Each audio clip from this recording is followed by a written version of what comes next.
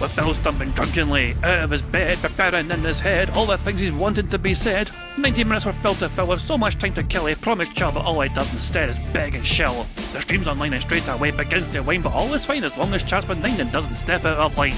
His content's sound mature for all to enjoy, like fresh manure, but I feel sure he ran through to feeling so insecure. The money earned from yesterday was withdrawn and long gone, as Phil's spending impulse is always set to stay on. His supports us also slow and stays so low and fails to grow. You never know, the show may turn into an easy bingo. We're ticked off across the board, we charge the war because the score can't be ignored. Just how much DSP makes us all feel so bored. To help us fight or sleep and try to keep alert to watch it creep, we play bingo while Phil will bitch on why is sheep but also cheap. While DSP is chasing green, we're seeing green across our screen as Phil's routine predictability rivals our soul machine. He's not burping, leaning, ban. It matters not if Andrew fanners chatters can't see if others make him feel less of a man. Takes a drink and slaps his leg before launching into a bike, pretending there for bills when truth is there to buy a wrestling JPEG. Talks about his shitty life of clawless cat and fatty wife and all his strife while forgetting that tits done well and they were right. With drama he will react, but as an actor it's a fact as he rehearsed to be exact in how he felt he was attacked. Pre-stream's nearly over and a win is in sight, with little white despite Phil's delight that tits were not light. We'll say alright, it is okay, and now it's time for Phil to play, but first he'll say that tits will help from being off the other day. And with those words we win again, it's never if but always when the game is won, and thanks to that we made it to the very end.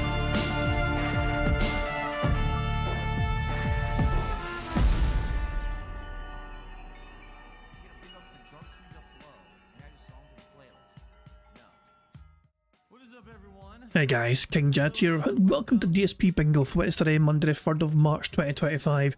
I do hope you're all doing very well indeed, and hope you had a very enjoyable weekend, and hope you're having a good day as well today. Phil's in his chat right now, currently just basically coping about detractors and everything. He's having a full-blown meltdown, because one of the current topics of discussion is something that is referred to in detractor circles as the incel manifesto, which is a very...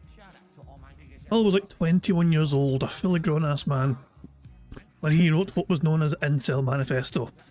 And he's trying to defend himself for like what he wrote, because like, look at the fucking copying going on in his fucking chat right now.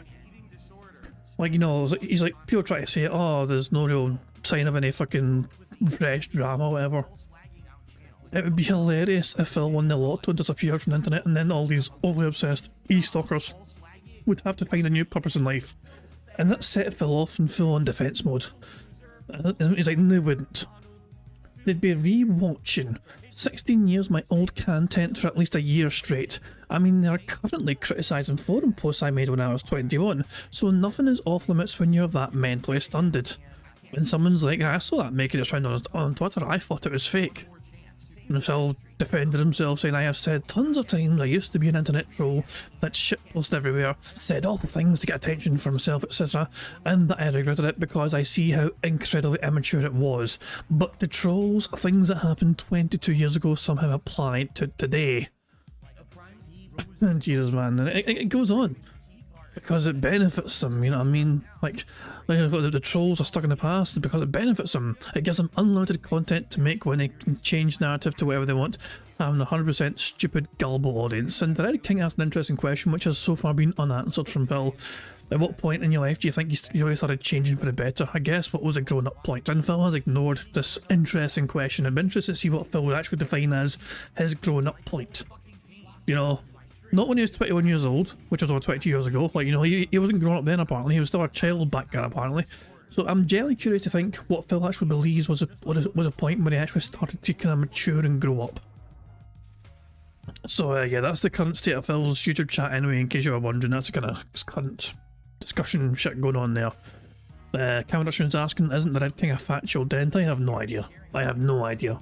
I remember anyway in Phil's fucking YouTube channel, but I have no fucking idea. Speaking of members, by the way, we have a new emoji for the members. You know, 220 icon. Can you see it? Yeah, look at the 220s. Yeah, it's actually this is a. So I was trying to make it before the stream started, and I had my own version, but 220. This one here was made by Cameron. He made it. His version was better. You know what I mean? It stands out more. You know what I mean? So the members get a new 220 emoji for the. You know, there we go. Making the most of having, you know, all these members before they all disappear. It's like, we have a bit of members, you know what I mean, throughout February. February was very well supported. It meant we had more members than usual, and because of that we had more spaces to upload a couple of new emojis, so gotta use them before I lose them, you know, so we've got a new 220 emoji. Anything Phil's got unhinged. Anytime he's fucking delusional and paranoid, anytime he fucking seems like he's fucking going off the fucking rails, he's just basically fucking being a 220. So there we go. Not much to go through. In the grand scheme of things, I've not really seen much on Twitter apart from Phil's bizarre schedule, where he just kind of gave up writing it on Friday. You can see, like, he really wants this fucking... He's determined to have this event happen on Wednesday. You know? And he's got it penciled in, even though it's not confirmed. He needs another $600 in support to get there, but he's assuming it's going to happen for Wednesday. So yeah, let that sink in. And also, the fucking shit, you know, like digging the whole game or whatever. DSP builds it and they choose the night stream, you know, with free cameras, oh my. And then Friday's like, either Friday night fights or, and it's just fucking blank. What a fucking robust schedule that is. Jesus Christ, awful. Just god awful. Oh, fuck me, man. But yeah, Phil's still not said anything in his fucking chat, okay. Anyway, a couple of videos to go through, and one's a quite an old one, which I've not seen before, I think, you know. The first video was made a couple of days ago. Actually, it was made the other day by Mighty D. DSP spent his time off banning everyone, and this is a Mighty D compilation. I assume it's just a big compilation of all the bans that Phil committed on his kick stream during his day off. So let's see what it's like.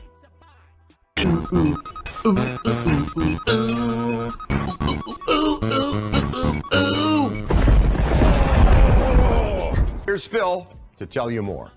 The final daily wrap of February 2025. Today is the Oh my God! What's up? And thank you very much to talk to us for the super chat, who makes a very interesting point, a good factual observation. The good Catholic isn't fasting on Ash Wednesday, so this coming Wednesday is Ash Wednesday. And Phil apparently is not going to be fasting for it. In fact, he's actually hoping to have eaten more than usual because it's DSP goal. He wants this fucking pizza party thing to happen on Wednesday. It's like, at what point, I mean, Phil always tries to fucking hype up his fucking background. He was raised a Roman Catholic, he has a fucking moral compass. It doesn't seem to apply today, so it makes you kind of wonder, when did Phil stop fucking living that Roman Catholic sort of life? Like, when did he stop going to church, if he ever fucking did go to church in the first place, and all that shit? You know what I mean? Is it something? What's his opinion on faith today? You know, does he even fucking acknowledge? You know, or is he not a Catholic anymore? Who fucking knows? You know what I mean? There's all these unanswered questions about Phil, because he fucking loves to use the Roman Catholic shit as a, you know, I'm a good person because I was raised Roman Catholic. Phil, that was a long time ago. That predates the incel manifesto. You know what I'm saying? What matters is today, and how you're fucking being today. And today you're an absolute cunt. You know? But yeah, fuck me, man. Jesus, yeah. The good Catholic is ignoring the usual Catholic traditions. 27th of February 2025. It's my final streaming day of the week because I have 2 days off to spend with my wife, which I'm very happy about because I don't get usually that amount of time to spend with her, so it's going to be good. You make your own schedule. A reminder again that you make and create your own schedule for streaming. Oh, Prophet sent me a picture, fine. Very astute, Prophet. Well noticed. Yeah, when you realise he's still be on 420 in 2025. Nice. Thanks, Prophet. Well observed, pal. Well observed. Is Phil not live yet? Phil was not live yet, and he's not responded to the Dead King's question either, which I thought was an interesting question. But yeah, hold on, let's just make sure, just confirm he's not live. Like, sometimes the stream goes live, doesn't update properly. Nice, still not live, okay. Oh, good info. How's his views done?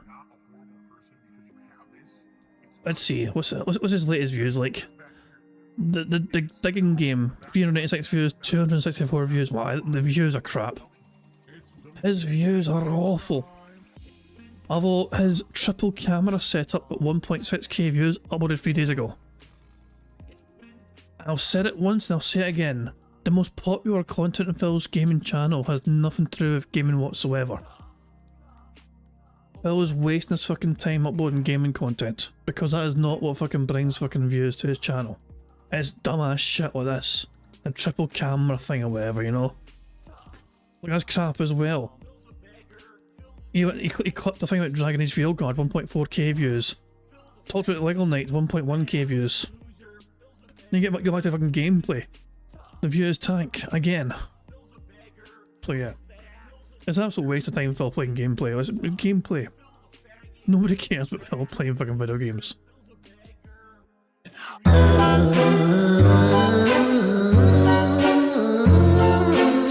Jesus Christ! This is all in Phil's day off.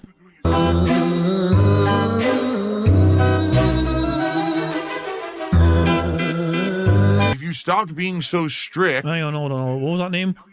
Lex GF 210s Phil Cat 220s. that was a Darziak ban. DSP Accessories Rio was banned by Darziak. What? Some of these fucking names. Clown from the Grafters was banned by DSP Gaming.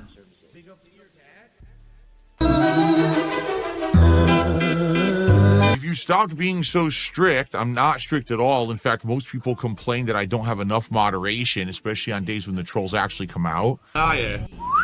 How dare you? People have outright complained to me I need more mods. So that's a complete misconception and an outright lie, actually. So in regards to moderation, in regards to the chat, we can actually have a meaningful conversation about this, okay? There absolutely was a time, okay, at one point when I was very, very heavy-handed with moderation.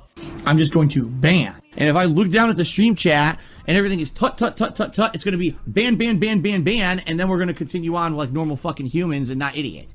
And the reason was, to be honest, if you would really like to know, because I was very sensitive. I didn't like being criticized. I liked the fact that when I made content, the people who watched it liked me and would talk about the content in a positive way. I mean, take a look at the way that I used to. I love how Phil was fucking talking as his fucking past tense. This shit applies to current day Phil. To react to things like this is how you don't play, right? Very, very poorly. Because you're a negative fucking piece of fucking shit. Even my trolls know you're a piece of shit and you're a lying cocksucker. You're so mentally infatuated with me because you're fucked in your head and you need to have fucking brain surgery to fix it. Instead of understanding it and laughing with the joke and getting it, it was, wow, I'm so full of myself. I think my shit doesn't stink and there's no way that anyone could possibly want to laugh at or criticize my work. So how dare they make this content, right? And so when I first started live streaming, okay, ages ago, I had my chat run pretty strictly. I had tons of moderators, like dozens of them, that would work as a team, both on my forums, because I used to own and operate a website and I had my own forums, and in my chats on my live streams, okay? Now, today I look at that and I'm like, yeah, that was kind of silly. You want a community vibe, you want people to come by and feel like they're welcome. You don't want people to come by and feel like they're in a lockdown, right? So now I look at it, I'm like, yeah, that was really stupid. But back then, not so much. Again, it was kind of the Wild West and no one really knew how to handle this stuff or how to operate anything. If you get attacked by someone, don't take it personally and don't take it seriously. It was all, everyone was just kind of flying by the seat of their pants, as they say, and, you know, figuring it out as they went along. So after many years of over moderation and stuff, I became a full-time live streamer in 2017, an interactive live streamer, and a lot of stuff changed. Even though, yes, I was still kind of strict with my moderation. Ban, ban, ban, ban, ban, ban, ban, ban, ban, ban, ban. I definitely opened it up to be a lot more social, a lot more interaction, a lot more back and forth discussion, more so than ever before. And then, you know, years later, again, after having moved from like Twitch to YouTube, I kind of changed my philosophy again. And man, ever since I started streaming on Kick, which was what, September, October, like that attitude is almost like no moderation. I mean, really? Fucking really? The evidence is right there. Jesus Christ, it's right there. Phil stream is finally live. Okay, fantastic for that. I've got it mute as well. Good stuff indeed. And Phil still didn't respond to the questions Red King put to him. He ran away from the question, when did Phil think he finally grew up from being a troll? And Phil's like, I'm not going to answer that because I don't know. So yeah, Phil, your kick has like no moderation. Like I rarely moderate Quick Chat at all. I just let it ride, okay? But there is still some moderation that happens. For example, every single day, no exaggeration, there's people who make like 50 to 100 sock accounts. Huh? And each one is either a reference to a detractor meme, or a personal insult about myself or a family member, dox, I just love 220. Good edit, Mighty. A big massive 220 appears out of nowhere. racism. Racism. I could go on. And they do it on purpose because they're trying to get a rise in the chat, or they're trying to get me in trouble for it. So there has to be moderation there. All right? Those accounts can't just be let loose to do whatever they want because they're basically underhanded, messed up accounts. The thing is, you guys never really see that moderation. It just happens behind the scenes. Yeah. Oh, look at some of these names that Phil perceived as a fucking evil name to have. X-Cry was banned by what's wrong with X-Cry? What's wrong with Papa Polecat? How's that a fucking detractor meme? You know? $70 boar bristle brush was banned by DSP Gaming. What the hell's wrong with that? Brightside Bob? Okay, Brightside Bob's a reference to a very... wasn't that... whose alter ego was that? Wasn't that Medicur's alter ego? McMedicure, for a brief spell, called himself Brightside Bob to make fun of Phil. Yeah. Yeah, I'm pretty sure that was like... but yeah, some of these names aren't actually bad. Working Class Viewer was banned by DSP Gaming Real. Why? Yerpy Dirt was banned by DSP. So some of these names are getting banned. Why? You know, some of them are understandable. Sports Drink was banned. Fucking Sports Drink. Probably says it was Brightside Bill. Was it Brightside Bill that done the Brightside Bob thing? Whatever. This is something I've asked before and I've questioned before, you know what I mean? And I think I was wrong last time as well. So yeah, I'll just leave it at that. Yeah, but either way, Brightside Bob, old school detractor meme. Hence, when you hear idiotic detractors saying shit like there were 1,200 accounts banned within a month, yes, because like 1,100 of them were literally the same person making 50 sock accounts a day of insanely insulting names. They never... Why don't you back it up with a source? My source is that I made it the fuck up. never even said a word. They got banned before they did because we could see them being created and we took care of the problem before it became a problem. Oh, yeah. If anything, when you hear that number, wait a minute. There were 1,200 accounts banned in a month. And you say, well, how could that be? Does that mean there's over-moderation? No, the question you should be asking is, how in the holy hell could there be 1,200 accounts in a month to be banned? Why would there be that many new accounts? Because I don't get that many new viewers a month. I don't get 1,200 new people coming to my streams a month. That doesn't make sense. How could there be 1,200? Because I love how Phil is very skeptical of numbers when it comes to fucking new viewers, but when he gets $40,000 more than usual in a span of time, thanks to Kino Casino, he doesn't question those numbers. You know, 1,200 new viewers in the space of a month, sus. An extra $40,000 more than usual because of Kino, not sus. one insane individual making those accounts every Why would I lie? I imagine it's like breathing for you. single day. They're nuts. Okay? Now we want to address the direct topic at hand, the direct moderation of the chat. Okay? So in regards to how I moderate my chat, it's pretty simple. I really don't moderate it that often at all. Okay? I don't. These days, I have less moderators than I've ever had before. Ever. Like, on a given day on Kick, how many moderators do you realistically see in there? It's over 9,000! On YouTube, maybe one or two. Most of the time, I'm flying solo. I'm moderating for myself. And I'm kind of ignoring it. I mean, what's the most common thing that I moderate? Spam. That's the difference. People get this impression that, like, because I said something about a chat room or, you know, oh, I wasn't happy that the chat got derailed, that all of a sudden there was like a crazy moderation ban spree and all this. It couldn't be further from the truth. It didn't happen. You know, but that's, of course, what people lie about constantly because they're dishonest idiots and they want you to think the worst, right? So here's the thing. Back in the day, many years ago, maybe that would have been the case. Not anymore. Today, there's very little moderation, right? Like right now, I just moderated someone. Why? Because their name is an insult to my wife. That's retarded. That's why I just moderated someone. You notice the entire other time I didn't moderate anybody? And was it really an insult to your wife, or was it just a factual observation about the fucking sheer size of the mass of her ass? I'm just saying. Was it really a bannable evil name? Or was it just a fucking triple P style factual observation?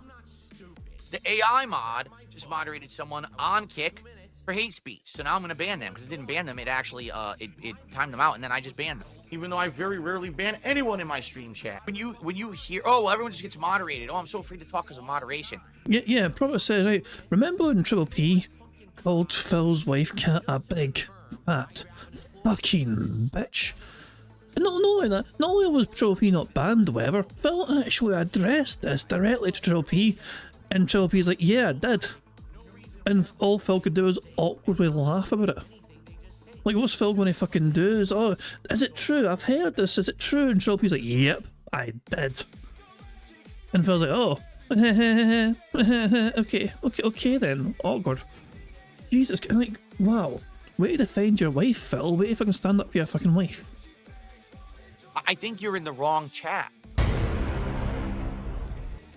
But you believe everything you're told. All I can say is stop being gullible and come on by and hang out and everyone let's talk and let's have a good time together rather than it being, you know, a situation where you just believe everything, but you're not actually there to see what it's like firsthand, right? Yeah, it's not true. Like, literally what you're saying isn't true. And I hope you understand that. But I was playing Final Fantasy VII Rebirth, and I noticed literally no one in the chat cared about the game. The views were low. The support was abysmal and non-existent. That's a sign to me that I got to do something different, right? And that's what I used it as. But it wasn't like I flipped out and I lost my cool and I said, that's it, everyone. You're all perma-banned because you're talking about basketball. It didn't happen. Someone does a $2.22 tip and directly contradicts me. It doesn't matter if you directly contradict me. There's a little thing that you have to have. It's called evidence. Right? So, it's too bad. But when we present evidence to Phil, all of a sudden we're fucking mental unhinged, not shit, and like stalkerish. Like, Phil asks for evidence, and when we have evidence, he just fucking bans evidence. You know, thanks for the $2 tip, but I don't really care. Alright? Okay. Crazy one. Good video there. Good robust video there by Mighty D. Big ups to Mighty D for that one. Some Phil's not live yet properly. He's taking a sweet time today, it looks like, you know, from setting up. Not sure what's taking Phil so long to get set up or whatever. I thought I'd watch this video here. I'm not sure exactly what it's about. This is uploaded by Joker Filler 9 years ago. This is a random old video. This is DSP Tries It. Is a wine of fun appreciation. Bugged, stuck in, and party mechanics on the Xbox One. So, yeah, I'm kind of curious to see what this video's like. I think I'll play it at 1.25 speed, just to speed up a little bit more. But yeah, this is an old DSP video that is put together by Joker Filler. So, let's see. How do I do my fire team here? A party of up to 8 players. How does this work? Like you fucking know 7 upper fucking people to add to your party, you fucking friendless fuck.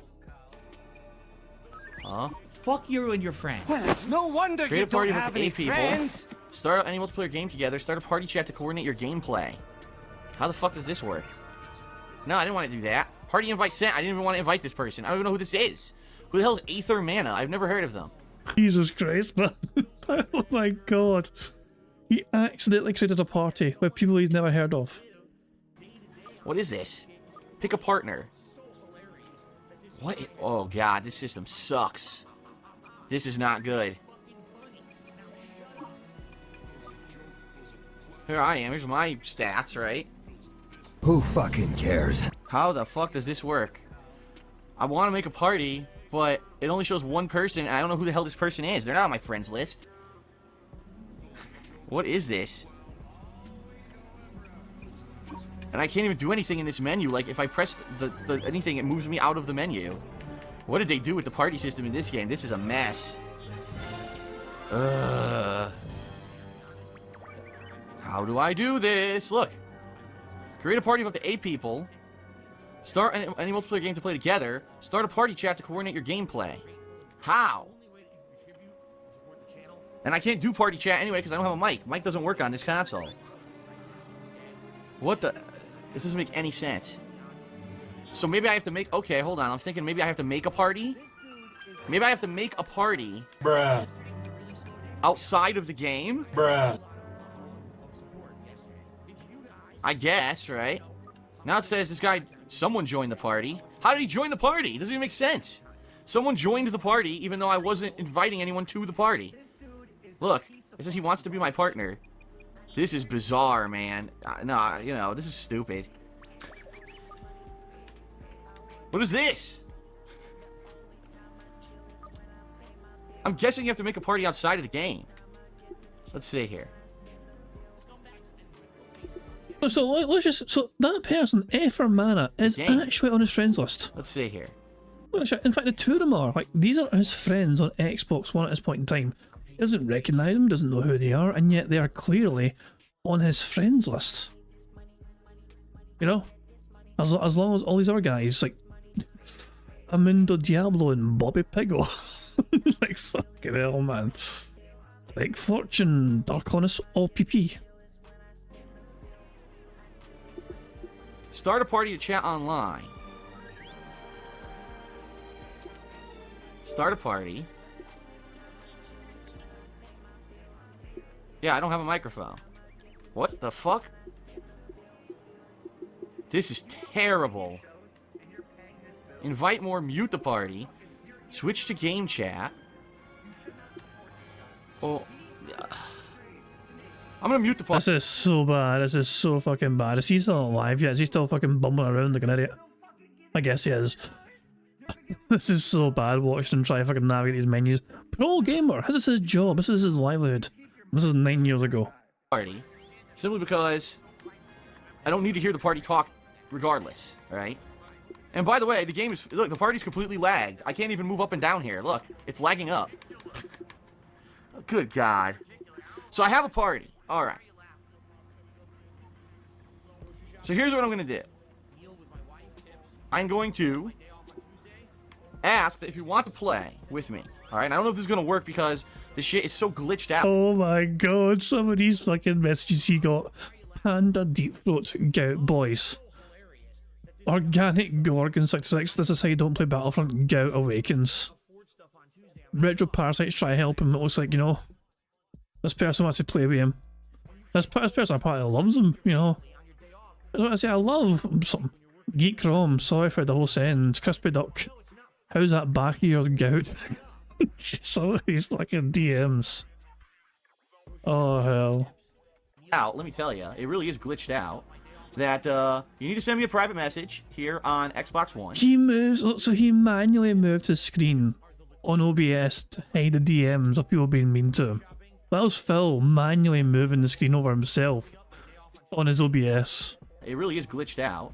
That you need to send me a private message here on Xbox One. All right. I'll block out the information. So this will be the difference from the other day, is that I'll block this stuff out. Yeah, yeah. Money, money. Oh, money, money. Yeah, yeah. Money, money. Smash like button tipped £1. DSP going live. Yeah, hackers not gonna break my stride. DSP is not going to hold me down. Oh no, I got to keep on 220ing. Thank you very much to Smash Like Button for that tip. Yeah, I mean, I saw, of course, that'll be Sunny. So it's kind of funny, actually. So Sunny's having a bit of a bad day because somebody's attempted to hack into his stuff, you know. And he has backups to find. He's a smart person, he's got backups of accounts, not, you know what I mean? But still, that's a pretty fucked up situation where somebody's actually fucking targeting you, hacking your shit, you know what I mean? And it's like, it's inconvenienced you quite a bit, you know what I'm saying? So it's like, my day today, I thought today for me was a bad day.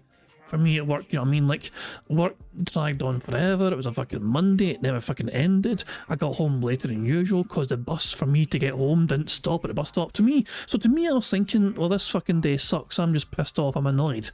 But it's one of the things as well where it's like, you think in hindsight, it's an annoying day I had, but there's a lot of worse things that could have happened in the grand scheme of things. You know what I mean?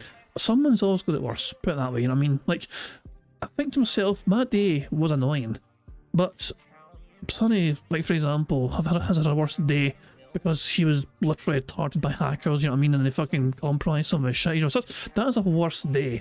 And obviously some of you guys as well, you know what I mean, some people are always, there's always somebody that seems to be having something going worse, you know what I'm saying? So yeah, it's kind of good to kind of reflect on that. If you think you're having a bad day, usually someone's having a worse day than you know what I mean? That's just one of those fucking things. All you can fucking do is just roll with it and just crack on with it and try and hope the rest of your day isn't as bad. You know what I mean? Ever since I got home today, my day's picked up, put it that way, you know what I'm saying? So yeah, I had a rough day work. Getting home took fucking forever, it felt like, you know, but ever since I've gotten home, it's been quite solid, and now we're here for bingo, and hopefully we can enjoy bingo together. So yeah, just, you know, perspective and all that shit, you know. You got to try and you can't just like focus on the negatives of what some parts of your day and all that jazz. Yeah, thank you very much for that tip, and of course I'll add that to the bingo prize fund. 2 seconds, well, before I forget to add it, of course, because I might forget. Every single tip that comes in, no matter how big or small, goes towards that bingo prize fund. There we go. So Phil's going live, but we'll watch a wee bit more of this video. I don't think we'll watch the whole thing, it's 20 minutes long altogether. But I kind of just want to see how Phil deals with this fucking buffoonery of him trying to set up a multiplayer thing when he's playing Battlefront like 9 years ago. So that way, people's information doesn't get, you know, doesn't get given out or whatever. Okay. But yeah, you have to send me a private message saying I want to play Star Wars Battlefront. And once I get that, I'll invite you to the party, and then I'll see if I can bring the party into the game. Because the bottom line is, I don't know if you can or not. See, Phil, in case people are wondering, has Phil always been a lazy bastard when it comes to not testing things? Yes. Phil has never, ever, ever, ever done anything to try and fucking test things when it comes to like gameplay shit. He's too much of a lazy sack of shit to put the fucking effort and time into to test if things work or not. And of course, I'm already having people say, make the party invite only. There's no option to do that. And I can't move, by the way. I'm frozen again. Just like I was the other day. I think I'm going to have to completely restart my console to even do this. Because I think the console gets so locked up that I can't even fucking do anything with this party. There's no options here to do anything with the party. I can't even move. I'm in the party. I can't even move up and down. Yeah, this is fucked up. I can't move. Alright, I just made the party invite only. Wow, a bunch of people want to play. I'm going to see if I can invite people to this party. I don't know if it's going to work. I'm trying, but I don't know if it's going to work because my console is locking up in the freaking menus. It's stupid. Oh my god, it kicked me out. I tried to read a message. It kicked me out of the messages. Probably because you're a button mashing like crazy. We can hear your controller going crazy. This console is such a piece of crap. What the fuck? It kicked me out again. I'm just picturing what C3PO will be saying right now. If C3PO there in the background could hear Phil and witness what Phil's fucking doing, the sort of things that C3PO would fucking be fucking saying to Phil, like, you can imagine some of the fucking commentary between them and R2D2 when they fucking were watching Phil try and fucking navigate a fucking menu. It kicked me out again, dude. I can't read my messages. Every time I try, it fucking kicks me out of the messages. I'm trying to get, there's tons of people who are saying let's play. I can't get to their messages. Look, I get kicked out every time. You can see it keeps moving my cursor to the right when I'm not doing that. I'm trying to get down to this guy. I'm on his thing. I press A. Good God. Alright, I'm trying to invite this guy to the party. I don't know if it's going to work because it keeps kicking me out of the menus. Alright, I tried to invite one person. So I'm trying to invite people to the party. If you sent me a message, keep your eyes peeled. We'll see if this works or not. Invite to the party. Alright, so far I've successfully invited 2 people. Oh my god, dude, this is pathetic. I can't even move around. It's so lagged up. I can't even move around the menus. How did they think this was viable for a game? This is bad, man. Shut up, stupid C3P dick. Trying to invite people. I want to hear your fucking yapping. Alright, well, I think we're getting somewhere. It seems to kind of be working. I'm inviting a guy whose avatar is the fucking guy from Jack in the Box. It is. It's the mascot from Jack in the Box. Let me see if this is working, by the way. Yes, it is. We've got people joining the party, so that's good. It's working. Now, hopefully they'll actually let me bring them into the game. Oh my god, I'm trying to move. Trying to move in the menus. Oh my god, it keeps kicking me out. Are you fucking kidding me? Let me move in my own fucking menu, you piece of shit. Stupid fucking console. God damn it, man. This is a joke. Look at that. I can't. It keeps moving me out of the messages. Are you kidding me? Oh my god. I can't, dude. I think I got 4 or 5 people in my party. I can't fucking get to another message. The game won't let me. It keeps kicking me out of my own messages. This is a joke of a system. What the fuck? I'm trying to invite. I can't. Every time I go into the menu, it kicks me out of it. Why the fuck is it like this? It was nothing like this on Xbox 360. It actually worked. Like, this is pathetic.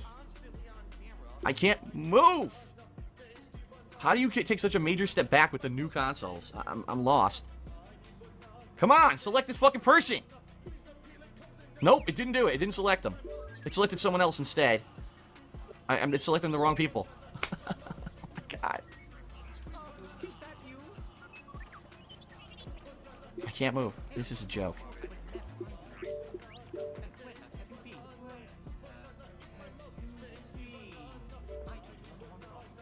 That was an interesting message. Liana hanging seas.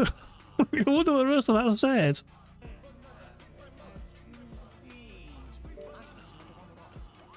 Again, he kicked me out. This is insane. Listen. I'm pushing buttons. Nothing happens. Boy, my catchphrases apply more than ever. More than fucking ever. Well, this could take a while, and I apologize. It's not my fault. It's fucking dumb fucks at Microsoft who fucked up their own console. They're a bunch of idiots. I cannot even move through the fucking menus. I'm locked.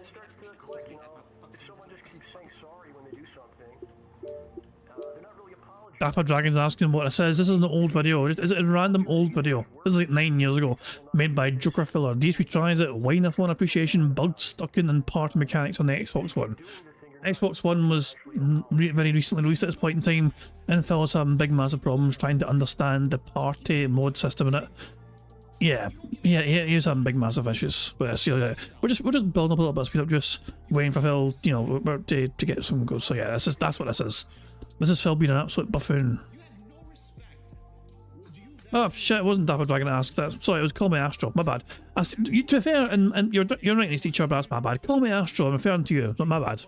Dapper Dragon. So yeah, they were. I was trying to click on one. I clicked on the other, and I thought, fuck it, never mind. Anyway, for people who just joined, we're looking at an older video just to build up some speed up juice. There you go. I'm sorry, Dapper Dragon. Then Call Me Astro. Now you know.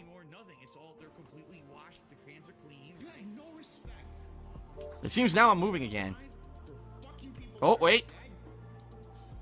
Maybe not. I've got 5 people in the party. Now I gotta try to invite someone else, but I can't move. I'm locked. Can't move. I'm waiting.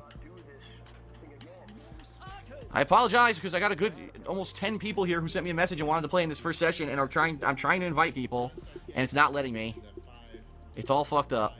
I might be able to invite someone to a party here. Oops, I wanted to invite this guy to the party, but I invited him to the game by accident. So, if someone just got a game invite, ignore it. I'm trying to invite everyone to a party, not a game, okay? First thing I'm going to do is close the game. Maybe that's what's lagging this fucking console, because the game's running too. I mean, it could be, as stupid as that sounds, it could be what the problem is. I think it was, because now I can move.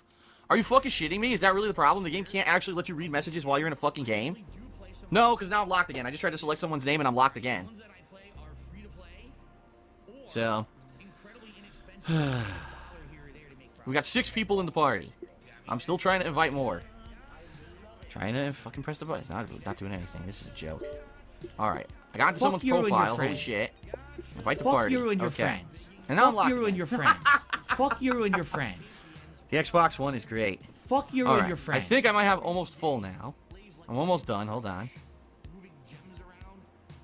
Nope, locked again. I think I can invite one more person to the party and then we can get this started. Or at least try to get it started. No wonder you don't have any friends. Still locked. Ooh, Microsoft created this system and thought this was acceptable. A system that completely locks up every 5 seconds. Oh, what fun it is to try to play this fucking game. Well, I got into the guy's profile, but now there's no actual highlight for me to actually... Wait, why did Phil just sing a Christmas jingle? Was this a Christmas time, by any chance? Oh. Uploaded on 29th of December 2015. Oh boy. Invite the guy because this thing's so lagged up. Finally, okay. Now let me take a look at my party here. I've got 1, 2, 3, 4, 5, 6, 7. So if this one more guy joins, we'll have a party of 8. This was after May the 1st. May the 1st, 2015. This is December 2015. Oh, I'm not sure how close. I'm not sure when this was made after it happened. But I imagine it wasn't too long after it. Phil's preparing for his last fan appreciation of 2015. He finds out that it's not so easy to make a party on Star Wars Battlefront. Lots of wine will be involved, so viewer discretion is advised. I had to edit a shit ton of silence parts. Yeah, there'd have been a ton of dead air in this fucking video for sure. And then maybe I can fucking start a game. And it'll work. I don't know. We're gonna try, though. We're gonna try. Jesus Christ, man, this is fucking cringe. Phil was so bad at shit. This is his job. This is his livelihood. I was like, I don't know what I'm doing. Fuck it. Time bingo. Right. We need the bingo number for the bingo card. The third number in chat I see. The third number. Number 3. Will be the number I use for today's bingo card. And the third number I saw in today's chat was from Wrestling Ranter, who said 2287. They were the third number. Mr. Pika Fan was first, Guy Brush Fleetwood was second, and Wrestling Ranter was third. So we're going to go with a third number here. And the third number is 2287. Good stuff indeed. Let me just type in 2287 here. Good stuff indeed. There we go. This is today's bingo card we have for today's show. Cheers to Wrestling Ranter for helping us pick the bingo number. So we need Phil to say and do the following. We need him to do some scat talk, him be toxic, him say by the way, there you go, and essentially the second row is Phil displaying some YouTuber jealousy, him saying tips, contributions, what the fuck are you talking about, and him discussing his family in some capacity. The third row is Phil smacking his lips, him saying new games, momentum, update, and shocked. The fourth row is Phil saying in fact, you guys, him scratching his dash, him clearing his throat, and him getting a good old turbo nose where he goes no. And the fifth and final row is Phil saying it is what it is, comment, him giving a years ago story, him saying community, and finally him saying behind the scenes. So there we go. Good stuff indeed. So that's today's bingo card we have for today's show. Hopefully it can produce us the full house. Our first full house it would be for the month of March. Now, aim in the game, as you guys will know by now, is also try and get a full house 25 out of 25 on the bingo board you see before you on the screen. And to do that, there's a variety of ways we can get free spaces to help us on the way to a full house. For example, if Phil burps, sips or snorts 10 times before he starts recording for his shitey gameplay, that gives us all a free space. For every 3 minutes and 20 seconds that Phil begs, that also gives us a free space. For every 5 new or rejoining members we have to the bingo stream, that gives us a free space as well. And finally, in my opinion, the best way for us to get free spaces, if we get 100 likes on this very bingo stream before we finish playing bingo, not only do we get 3 free spaces, but you guys also get to enjoy that Bubbles animation made by the supremely talented Pixar Animations to celebrate the 100 likes on the bingo stream. So you guys are in full direct control. Some of the ways we can get free spaces on the bingo board, the rest of the ways are controlled by Phil and his bizarre body functions, as well as him begging like the little bitch that he is. So there we go, good stuff indeed. Now, of course, obviously a bingo prize fund. If we get a full house on the bingo board today, it adds $10 more to that bingo prize fund. The bingo prize fund is made up of a variety of different things. For example, we win bingo, it adds $10 to the bingo prize fund. Every Friday, we try and fucking play and complete these free challenging marble courses, randomised marble courses, you know, but they're quite challenging, 99% elimination ones. If we have anyone complete those very difficult marble courses, it adds $10 more per course completion to that bingo prize fund.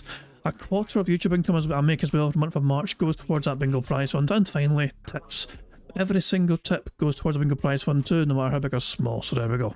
And there's one more thing to cover, of course, but I'm going to let AI Phil explain it for me. Well, hello everyone, Phil Burnell here, letting you know about King Jad's Bingo and Marbles gameplay on YouTube. Now, you need to leave a post in the community tab to enter, and that's it. A lucky winner will be picked by playing Marbles at the end of the month. It is just that easy. Any mouth-drooling idiot can do it. Thank you, Phil. Yeah, fucking sack of shite for explaining that. As Phil says, you know, community post is down there. If you've not yet, have to comment on it, date before the end of the month, so you don't have a chance of winning half of that bingo prize fund. Hopefully we can build up that bingo prize fund to be quite nice and large for the month of March. So yeah. Okay, so I think I've covered all the bases. The only thing left me to do is just to press the random Scottish soundboard button to send us off into battle once more. Fuck's sake, Jesus! And on that note, time bingo. Good luck, everybody. Here we fucking go. And apparently it doesn't take long for Phil to enter clown mode, so ain't that gonna be fucking fun. What is going on, everyone? On today's show, we've got a much more consistent schedule incoming where we can finally set what we're doing each day this week after the chaos that was yesterday. Plus, we've got updates on all the games that I played yesterday, including a shockingly interesting indie game that I'd never heard of before, but ended up being a really awesome late-night chill stream. Today, much laid-back fun, lots of interaction, and chill hangout-style sessions of vibe. Not too much crazy stuff to cover, which is always a good thing. So, get ready to enjoy the waves of the beach as we jump back into Pirate Yakuza in Hawaii and a very relaxing episode of the Level 1 Podcast. Who fucking cares? What a shitey fucking podcast we got to expect. It's not even a fucking proper podcast. It's a fake podcast. It's not a real podcast, Phil. And yes, I'm counting shockingly shocked. Same thing, for sure. Alrighty, good morning everyone and welcome to the show. Today is Monday, the 3rd of March, 2025, and it is time. Oh my dog! What's up? Thank you very much to Grease Monkey for the super chat who says the DSP lore is getting darker by the day. Dark side Phil lore is getting darker and darker, you don't say. I mean, what do you mean by that specifically? Do you mean him addressing the incel manifesto and trying to fucking pass it off or just saying, oh well, I wrote that 20 years ago, it doesn't matter? Or you talk about one of his fans apparently? I mean, that Vic person, if that Vic person was actually one of Phil's fans, them being ultra aggressive and toxic and threatening, well, strange Lex. You know what I mean? And Phil just saying it has nothing to do with him, even though he was quite toxic and aggressive towards Lex every day. Kind of galvanising his audience practically. It's like, yeah, it's dark stuff indeed, but Phil just fucking dismisses it as him having nothing to do with it whatsoever. On an unrelated positive note, happy birthday to bro side Phil, I guess. This side Phil, I guess it would be called. I don't know if that would pass actually, I'm not sure. That might not work, I'm not sure, but I mean, happy birthday to bro side Phil sis. There you go, big ups to their birthday. But yeah, also, Grease Monkey was referring to Phil's crazy fan threatening to kill Lex, yeah. The thing is, I mean, I don't mean to be that guy. I don't recognise the person. So, are we absolutely certain they actually are a Phil fan? Like, I'm not trying to fucking say it's like some sort of fucking detractor disguise. I'm not trying to say that. The initial vibe I got was it's some sort of fucking Kino fanboy that kind of hops along for the fucking Phil Bonnell stuff as well, but I'm mainly, that was my initial impression, but I just don't recognise them, you know what I'm saying? So how much do we know of the person? Do we know? I'm trying to fucking, like, I don't want to fucking just dive in and say, look at Phil's fans, what they're fucking doing, you know what I mean? I still think Phil should have apologised for his actions and conduct from Thursday, because I think he went way too fucking far. But it's one of those weird things where Phil had a chance to kind of set the record straight, and he chose to just say it's got nothing to do with me instead. They were following DSP on Twitter. That doesn't mean a huge amount. No, there's plenty of detractors that follow Phil on Twitter that haven't been banned yet. So it doesn't really mean a huge amount, you know. I don't know.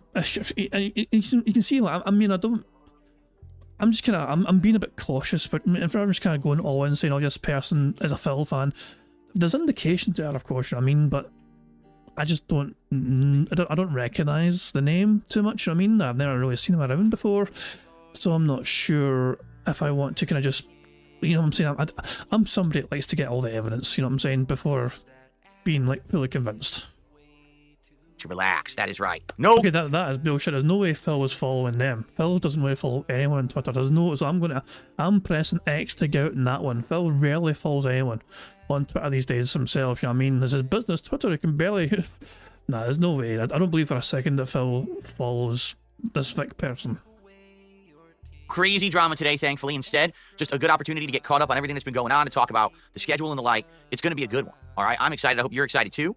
And we're about to have a good time. I wonder what this was. It's my camera. Yeah, so here's the deal of what's going on with this camera, okay? I'm going to probably try to get out of the shot right now. Basically, this new camera, which I'm going to use for the top-down camera, okay? There is no real way to get this camera consistently in a spot where I don't have to keep moving it. What do I mean by that? As you can see in the camera in the upper right-hand corner here, it's basically along the same area as my boom arm, right? So we're going to be using this camera for Lego nights, for DSP tries it, for unpacking of cards when we do down various shows. It's going to be pretty cool. The problem is, this camera can't really be positioned somewhere where it's not in the way, okay? So right now, as you can see, it's in the way when I go to this shot, right? There it is. So I can move it out of the way, but then if I go back to the other shot, it's not in the right area. So really, there's not much I can do. There's no way to get it perfect. It looks like when I'm going to use the camera, it's just going to kind of have to be moved at that time. There's nowhere that I can put it that it's out of the way and out of the shot and not affecting stuff. See, so now it's out of the shot, okay? But now when I go to do this, now when you're going for my widescreen perspective here to get the face cam for gameplay, now it's in the way. See, it's blocking my head, and that's going to be a problem. You see, and by the way, don't worry, the choppiness goes away. You saw it was choppy there for a second. That goes away when all the cameras aren't on. It takes like maybe 20 seconds, 30 seconds, and then it stops getting choppy. See, it already stopped. So, but anyway, yeah, like I can't figure out where to put this guy that it doesn't block a shot. So it almost seems like this is a camera that if I'm going to use it, for stuff, I'm going to have to keep moving it around, which is really annoying. I don't want to have to keep moving it around, but it doesn't seem like there's really a solution to the problem. Like if I were to rotate it like this now. So now this shot is clear for gameplay. But now it's back in the shot over here. There's nowhere to put it where it's not in my way. Maybe if I scoot it down further. Good Lord. All right, well, I think that's the best it's going to get for now. Let's take another quick look. All right, so now it's out of the way. That's good. But now, as you can see, now this shot isn't as good. But, it's not that bad. So maybe we'll go with this for now. We might just go with this for now and then figure it out later. Anyway, so yeah, the whole 3-camera setup is going to be wild. We haven't even really used it yet, but it certainly will look interesting when we finally start using it for something. Nope. Which we're going to talk about in a moment, because now we have the next LEGO stream in the schedule. All right. Now, some people have already said, what's your RGB setup for today? It's supposed to simulate flowing water like, a tide coming in and out, because today we are playing Like a Dragon, Pirate Yakuza in Hawaii here on the first stream, which I'm really excited for, because guess what? We're finally into the real game. Yes, after over a crazy amount of, intro, we are finally into the real game. Why these Japanese games tend to have 7+ hour intros these days, I have no idea, but at least we're there. And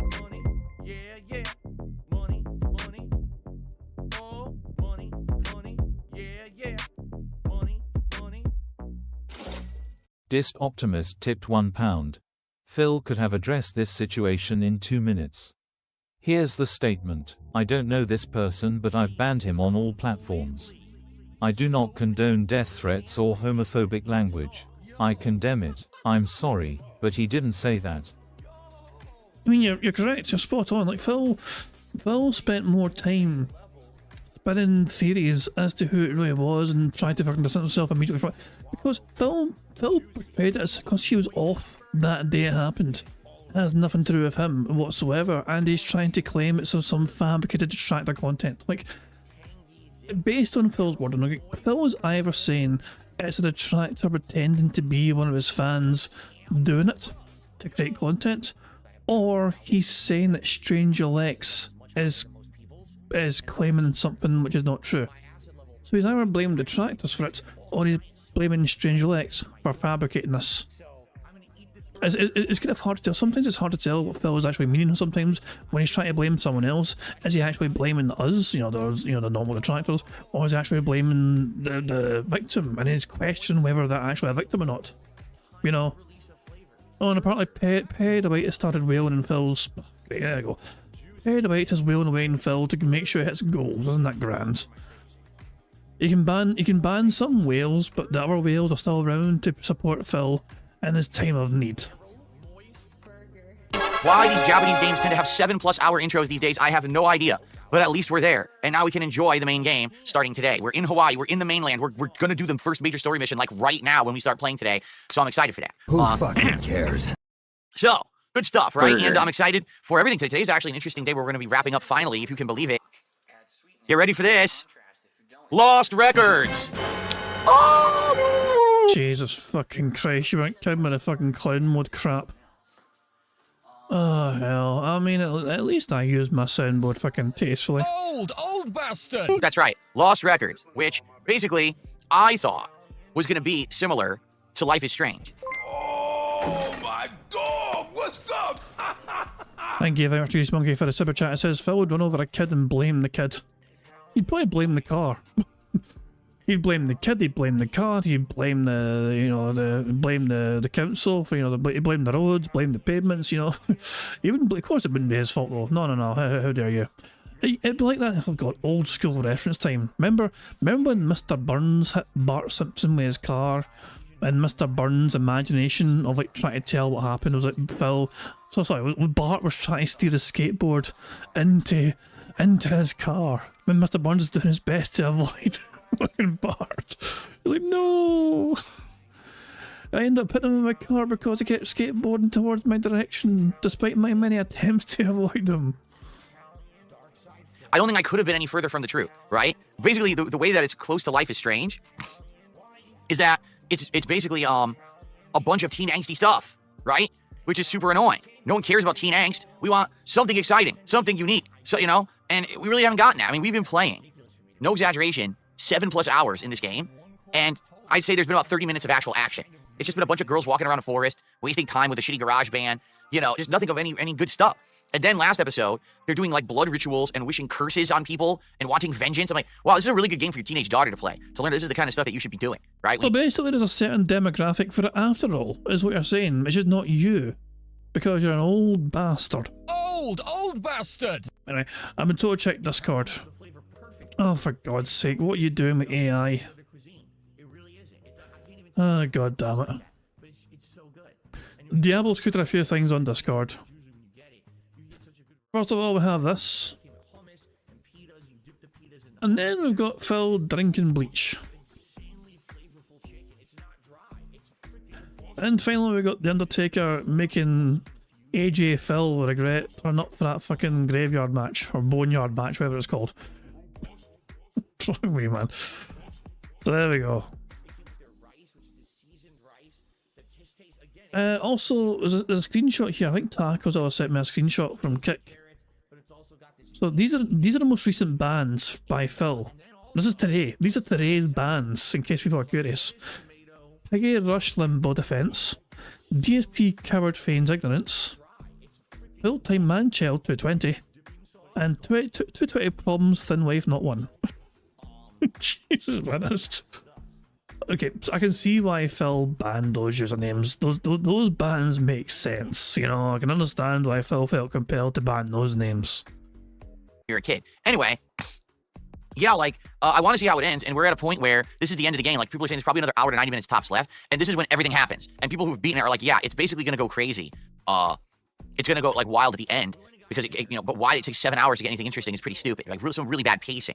But that'll be our late stream tonight, so I hope you'll join me for that tonight on the late shift. Who fucking cares? So that we can wrap it up, and then we can move on to other stuff, okay? So today's games are going to be pretty fun. I think the first stream will be lots of chill interaction, hanging out, having a good time in Hawaii, and getting into the meat of Pirate Yakuza. And then tonight, finishing up Lost Records so we can move on to other better stuff.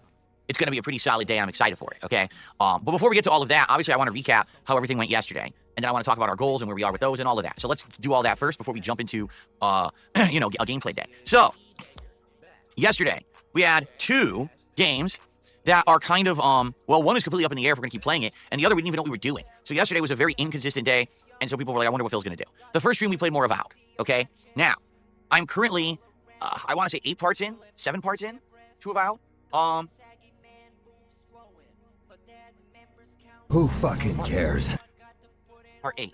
Yeah, we're 8 parts into Avowed, but actually if you look at the time that I played it, we're around 10 hours into the game, okay? And overall, every single time that I play Avowed, people come to the stream and ask me exactly the same questions.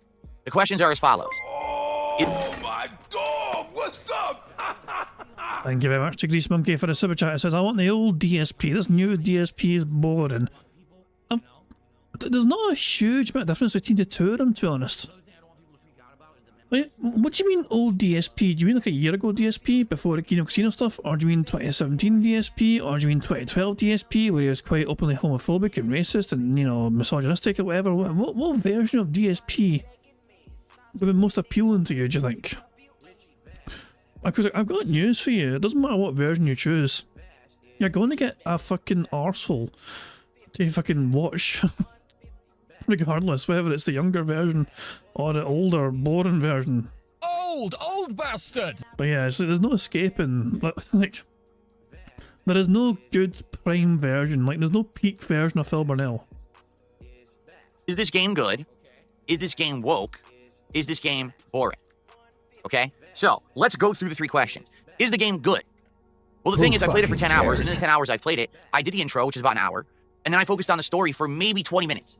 Since then, I explored the open world of the game, including the entire left-hand side of the map, a couple optional dungeons, and then I crossed this bridge and I started exploring the northern part of the map and this cave system, and then we went last time to all around the outskirts of the city of Paradise, including like a docked like wharf town, and then the shanty town, which is supposed to be like the poor part of town, and then we went to this cave full of spiders, and we did all this stuff. And if you're just focusing on that, okay, meaning if you really like open world adventure games like Elder Scrolls, okay, this game is actually good. Okay, and I know some people are going to be shocked. What the hell, Phil's saying that's good? Yes, if you like that style of open world fantasy RPG, exploration, discovery, the game is actually good. The problem is, most people have only heard people talking online about certain aspects of the game, including the main storyline and apparently the fact that the game is woke. Now, let's get to the next 2 parts of the question, right? Is the game woke? I don't know. I'm over 10 hours into Avowed, and I haven't seen a single person or a single thing in the game that would indicate that to me, except maybe that the main character is covered in like fungus, which is more like The Last of Us than anything else. And I guess you could argue The Last of Us is woke, right? So outside of that, like, has there been anything in the plot, anything that's really pushed me in that direction? No, not really at all. So, you know, but then again, I'm not focusing on the plot. I'm just open world exploring, right? So maybe that's why I haven't run into anything. I don't know, right? And of course, let's be honest. I think everyone has a different definition at this point of what woke means. To some, it would be pushing this leftist, very liberal ideology down your throat. To others, it would be like, oh, if there's even a character that's gay in the game, that's woke now. You know, it's like, well, I don't know about that. So, so I can't really answer the question because I haven't really seen it. Okay, is the game boring? Which is the third question. This is one that I feel like I can't answer. Like, the first question is, yes, if you're focused on the open world, you'll have fun with it. I can't answer if it's woke because I haven't encountered it yet. So I guess my answer is no. But is the game boring? Well, here's the thing. A lot of people are essentially saying the thing that's bad about the game is the storyline. That if once you get into the main meat of the game, which is it with an RPG, it's going to be the story, right? That really there's nothing too original or interesting in it, that it doesn't really hook you, that it ends up kind of being blah, and it's not very satisfying. Now, that's a problem. If you're enjoying open world exploration and fun, and you really like that about a game, but then you go to the meat of the game, the core storyline, and it sucks, that's bad. In fact, I would argue, damn, maybe they should put that effort of their open world gameplay towards a different game, right? Like, they did this engine that they're using and everything, and I like it. Like, it feels like kind of an evolution of Elder Scrolls, what they've done. There's so many ways to play the game. You dual wield, magic, guns, you know, sword and shield with parrying. So there's like a ton of ways to play through this game, right? And I am enjoying the combat, and I am enjoying that aspect of it. But if when I start the story, this game sucks, I don't know if I'm going to keep playing it, you know? It's funny because yesterday, again, we played another 2.5 hours or so. And here's exactly what happens. People show up for my podcast, we hang out, we have a great time. Then I start with the game, and immediately half the crowd goes, oh, it's that game. It's that game that the entire internet panned, that everyone says is woke and terrible. I'm out of here, okay? So, I lose half my audience. Why don't you back it up with a source? My source is that I made it the fuck up. It's the moment I boot the game. It's not necessarily anything in the game that's doing that. It's that there is this group consensus on the internet that the game is bad, and therefore when I play the game, even if what I'm doing in the game isn't bad, they don't care and these people leave. And there's nothing I can really do about that. When you have a internet mentality or consensus about something, it's very hard to sway people's opinions, right? And by the way, I'm not trying to sway people's opinions. I'm just telling you this is my experience with the game so far, is that, you know, the things that people are complaining about, I haven't encountered in the game yet, right? But immediately, when I go to boot the game, I lose half the audience. Shit. Now, for the half that stayed, we actually had a good chill time. We had a lot of conversation. We had it was a hangout session, essentially, while I was also doing this open world exploration or whatever. And people also liked the new green screen / background removal effect where my chair doesn't show up anymore. So I think a lot of people were like tuning into the stream and like doing double takes. Like, what was that? Like, he doesn't have the chair screwing up anymore in the background, which was nice. But what ended up happening was a lot of the support that I got yesterday came in during the podcast. And then as I started the game, there was some support, but then everyone left. So we were stuck at like $100 of support the whole stream. And then it was like the last 20 minutes, and I was like, guys, we've been at $100 now for like, you know, 2.5 hours, and the stream's gonna end.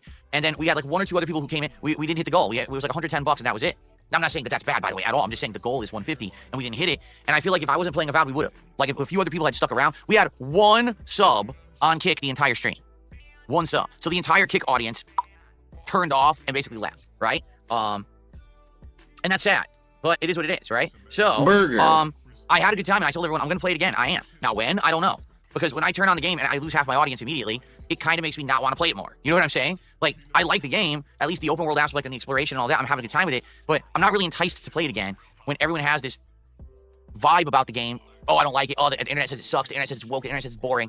So, you know, why am I going to rush to play it again? And in fact, you're going to see in the schedule this week, I don't even have it in there because I don't even know if I should play or what I should do with this game. You know, so I guess we'll see. We'll talk about it in a moment. All right. Last night was indie night. And what I mean by that is people have been asking for new indie games in the rotation for a while. You know, since the beginning of the year, we've played a good amount of them that have all kind of worked out. Games like Balatro and the Coin Game.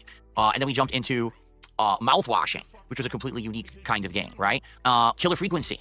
So we've had maybe 4 or 5 indie games that I played since the year began that have all worked out, and people have liked the indie nights, okay? I think the best part about indie nights is that these are games that are not insane time sinks. You can play them and beat them within a few hours to maybe a couple streams, and therefore we're not stuck playing the game for 2 months. But it's still a unique experience that's fun, and it resonates, and sometimes, you know, it ends up being a really nice experience. And that's basically what happened last night. Last night, everyone joined, and I said, I'm not sure what we should do. And people started tossing games at me. They were like, hey, what about Buckshot Roulette? What about Poppy's Playtime, which the first one is free? What about this unique game, Missing Hiker, that's free? What about a game about digging a hole? What about, there's another one, too. There's like 5 or 6 games that people all suggested. And I'm like, oh, this is cool. So I started basically just getting them and adding them to Steam. And I was looking at the list, and I was like, what's the most unique one out of all of these? Probably this one, a game about digging a hole. Let's see what this is. So I started playing it, and basically what it is, it's the digging portion of Minecraft. Meaning you're digging down into the ground, you're gathering ore, You're using that ore to sell and make money to upgrade all your equipment, including the shovel, the battery that powers the shovel, the jetpack that shoots you out of the cavern, because you can't really climb in this game, you have to use a jetpack, or your inventory so you can hold more ore. And as you keep digging, you find more and more interesting things down there, unique kinds of rock, secret little compartments that have treasure in them and stuff like that. And you're using these indicators to find rare things in the area. It's actually quite good. You know, basically, as we did it, I hung out with the audience and had conversation, and that's why it worked. It was a social stream, while it also was an indie game stream. And so I played it for around 2 hours, and we're almost done. We're near the end. I actually have maximum upgraded both my shovel and my battery. I just got to do the jetpack and the inventory, and then we're going to go down to the end, I guess, and probably another hour, and we're going to beat it. So we're this close, you know, and it was a great stream, and I don't think people actually expected it to go well, but it ended up being really good. We hit the goal and exceeded it. Like, we actually went above the goal. Did we double the goal? No, we didn't. But we did hit a goal, and we exceeded it. It went really well in that regard, okay? So, yeah, I had a good time. It was a really great indie stream, and it was so good. It was so fun that I decided I'm going to play it again later in the week. We'll do a second indies night where we'll finish that, and then we'll start something else, okay? So, overall yesterday, I had a really chill time all day. You know, Avowed was actually open world chill fun, had a great time with the audience while we hung out, for those who stuck around. And then on the late stream, we did hit a goal, and also had a great time with a game about digging a hole. So, there you go. Now, where are we at for the week? Let's talk about the schedule, the goals, and all of that, shall we? We are 36 out of 40 goals attained. When we attain 40 goals, it is time for a radical pizza party, dudes, because on that day when we hit the 40th goal, I'm going to play Call of Duty Black Ops 6. We're going to do the Ninja Turtles event. I'm going to unlock the nunchucks from Michelangelo and use them in combat, which is going to be really fun. And we're going to have a pizza party. And we've been talking about this all week. We got to figure out what kind of pizza party. Are we going to do Domino's, Pizza Hut, or Papa John's? All right? Are you ready for this? I'm going to eliminate another pizza right now. Ladies and gentlemen, I am eliminating Pizza Hut. I've eliminated Pizza Hut. So it's going to be a choice between Domino's and Papa John's, all right? Two unique places. Wait a second here, I feel like I'll be compelled to, I must get a screenshot of this. I'm going to eliminate another pizza right now. Ladies and gentlemen, I am eliminating... Hold on a second. What sort of face? Ladies and gentlemen, I am eliminating... Now, what kind of face can we get here? Look at the deer in the headlights, look. Shit. Color demon spotted.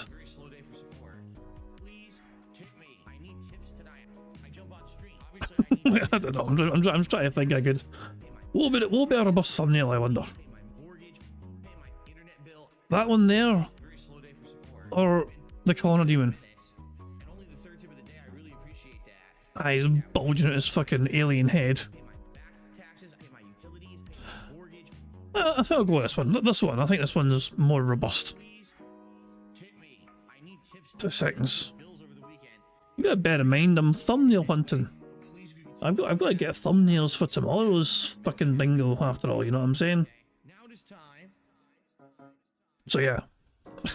That's the IRS at my door face. Jesus Christ. The annoying thing is that because he's changed his background so it's a blue background behind him instead of a white background, his hair doesn't look as, you know, clean. Look at that. It's a straight fucking line because of the blue background behind him, so it doesn't fucking. It's hard to pick out his hair and make his hair look better. It's like he's more smooth brained this way, which I guess fits Phil, to be honest. Yeah, but yeah, there we go. Let me throw this in the member Discord. Members can have access to this image and have fun with that if they so choose to do so. There we go, good stuff indeed. Let's get back to the bingo. Pizza Hut. I've eliminated Pizza Hut. So it's going to be a choice between Domino's and Papa John's, all right? Two unique places, all right? One of them, probably the longest running one in America, Domino's. I remember ever since I was a kid, they were the big fast food delivery pizza place. They do various different kinds of pizza, like the hand toss style, the New York style, the thin crust style, and they have various appetizers. So if we get Domino's, I'll probably get a regular pizza, a specialty pizza, and an appetizer. If I get Papa John's, I'll probably end up getting like a stuffed crust, a regular crust, and then an appetizer, okay? So, this is going to be fun. You might say, well, when is this going to be? Because we want to know when to be there for the Call of Duty Ninja Turtle event with Pizza Party. I don't know. I would like to tell you exactly when it's going to be, but I don't know simply because it depends on when we hit our goals. If we hit a goal every stream moving forward this week, then there'll be 2 goals hit today, 2 goals hit tomorrow, and we're doing the Pizza Party on Wednesday, okay? But if we don't hit a goal every stream, then that means it could take longer. It could be Thursday. It could be Friday. All right, and there's nothing I can do about that. I'm not controlling that. It's basically you guys. All right, so the sooner you want to see me unlock the nunchucks and go crazy in Call of Duty, and the sooner that you want this fun pizza party to happen with the special DSP tries at trying out all these products with the new top-down camera to show off the food in HD, extreme close-up and all of that, okay? So whenever you want this stuff to happen, all right, let's get it going with support. It's that simple, okay? So the sooner the better. Let's hit some goals, all right? So that being said, let's rally and start getting some support right now. I actually did get my first tip of the day. $3 tip. Burger. From Flatman B, who says, what's up, everyone? I hope everyone has a nice day. God bless and peace. Thank you to Flatman for the very first contribution of the day. Let's get that up on the leaderboard. Burger. Awesome. Oh, by the way, that's right. This font I'm using today, I can't use a $sign. Because the font, for some reason, says Sonic the Hedgehog when I use a $sign. Very bizarre. So there we go. Whoa, ladies and gentlemen, Perry the White has returned. We haven't seen Perry in a bit. Welcome back, Perry. And Perry just gifted 5 subs over on Kick. Thank you so very much, Perry, for a 5-sub bomb over on Kick. Let's get that up on the leaderboard. Thank you, sir. He says, I'm back, baby. Welcome back, Perry. Who fucking Awesome. cares? Great start to the day. So that counts for 25 bucks of support. So we're up to 28 and climbing. Thank you so very much, Perry. Now, there is one thing that I want to address. And in truth, this is funny because you're going to notice something I'm about to bring up, okay? So ladies and gentlemen, you may have noticed this, you may not have. When we're hitting goals, I'm no longer... Yeah, hold on. I wasn't sure if it was going to be part of a segment or not, but it is. So I paused the segment for a second, but I'll play it again. I want to address. And in truth, this is funny because you're going to notice something I'm about to bring up, okay? So ladies and gentlemen, you may have noticed this, you may not have. When we're hitting goals, I'm no longer doing treats out of a treat box as a celebration. We're not doing it anymore, all right? And just for the first time, I realized, I'd be like, oh yeah, we actually hit some goals and Phil hasn't been eating any of those Turkish treats out of the treats box. You know, I wonder why not or what's going on with that. It's very simple. There's 2 reasons why we're not doing them all. Okay, reason number 1 is because I'm not a big snacker. I'm just not. Like, to be honest with all of you, I usually don't have treats or candy in the house. It's been a rarity that I've had it because I've had these treat boxes. Like, that's the candy that I've had in the house recently. But I don't think about sweets. I don't think about... Oh my dog, what's up? Thank you very much to call me Astro for a super chat who's asking, do you think Phil cried for Petty to return? I think when Phil saw his name, he had a wee fucking stoner in his panties. You know what I mean? Now, a little bit of prejudice fucking popped at Phil's wee belly winky when he saw his fucking name appear in chat. That's the sort of fucking reaction I think Phil had to see Petty the White return to his fucking streams. But that's probably, you know, Phil, that's what Phil's kinks are. Whales. Snacks? I just don't, you know, at all. The idea that we had back in January of getting the Sakura box, right? And tasting some of these treats and things, it was fun, but it didn't really work. Remember, we were originally going to do the Sakura box, which is Japanese snacks, as a DSP tries it. We tried to do it, and basically people were like, that's... Oh my dog, what's up? And thank you very much, Grease Monkey, for a super chat. It says, is that a money creature throwing money around?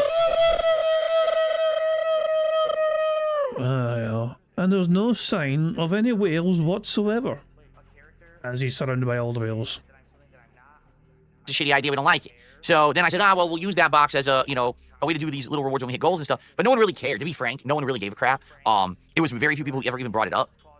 And I noticed over the past couple of weeks, as we were hitting our goals, no one was mentioning this at all or really caring. Then every once in a while, someone would remember and be like, oh yeah, don't you owe us like 3 or 4 treats? And I was like, oh, like, how am I going to eat 3 or 4 candy bars, cookies? I can't do that. You know, I'm in my 40s. I can't sit around eating junk food all day. It's not good for me. And the truth is, I don't eat junk food. Like, I don't eat it.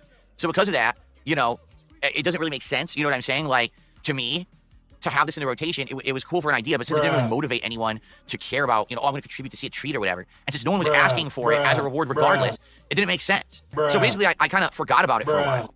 And then, all of a sudden, no one talked about it or asked for it, and I was like, oh, I guess it doesn't really matter. So just so everyone knows, I do still have it, and every once in a while, just on a whim, if I feel like pulling out a treat here and doing something, I will, because there's a ton of stuff in this box, but I'm just not going to be having it be a reward anymore, because no one cared. Plus, I don't eat snacks anyway, so it was abnormal for me to have to keep eating snacks, okay? All right, so that's that. So now you guys know what's going on with that, so I clarified it. By the way, Perry the White gifted another sub over on Kick. Thank you so much, Perry. That's 6 now. So that gets us up to 33 in support. And then, first super chat of the day just came in from Divine Tiger 97. $5 says, give me love and affection, DSP.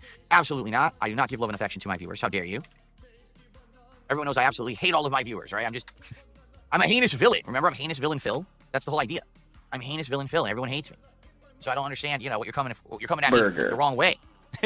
Right? That's the wrong angle. What were you thinking? Burger. What's going on, Jade? Good morning.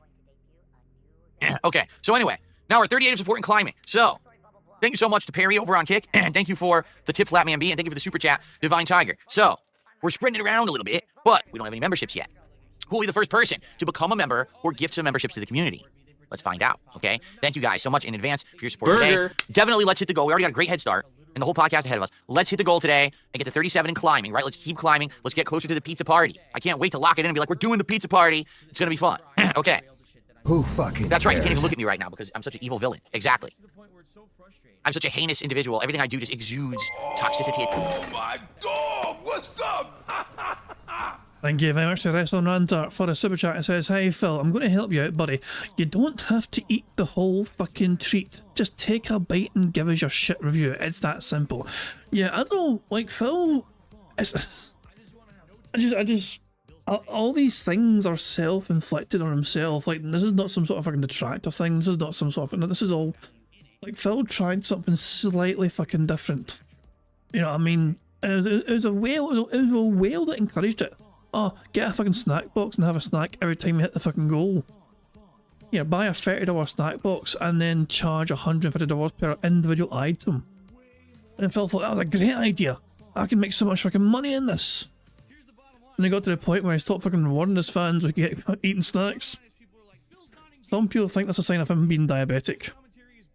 Whereas I don't want to eat all these chocolates.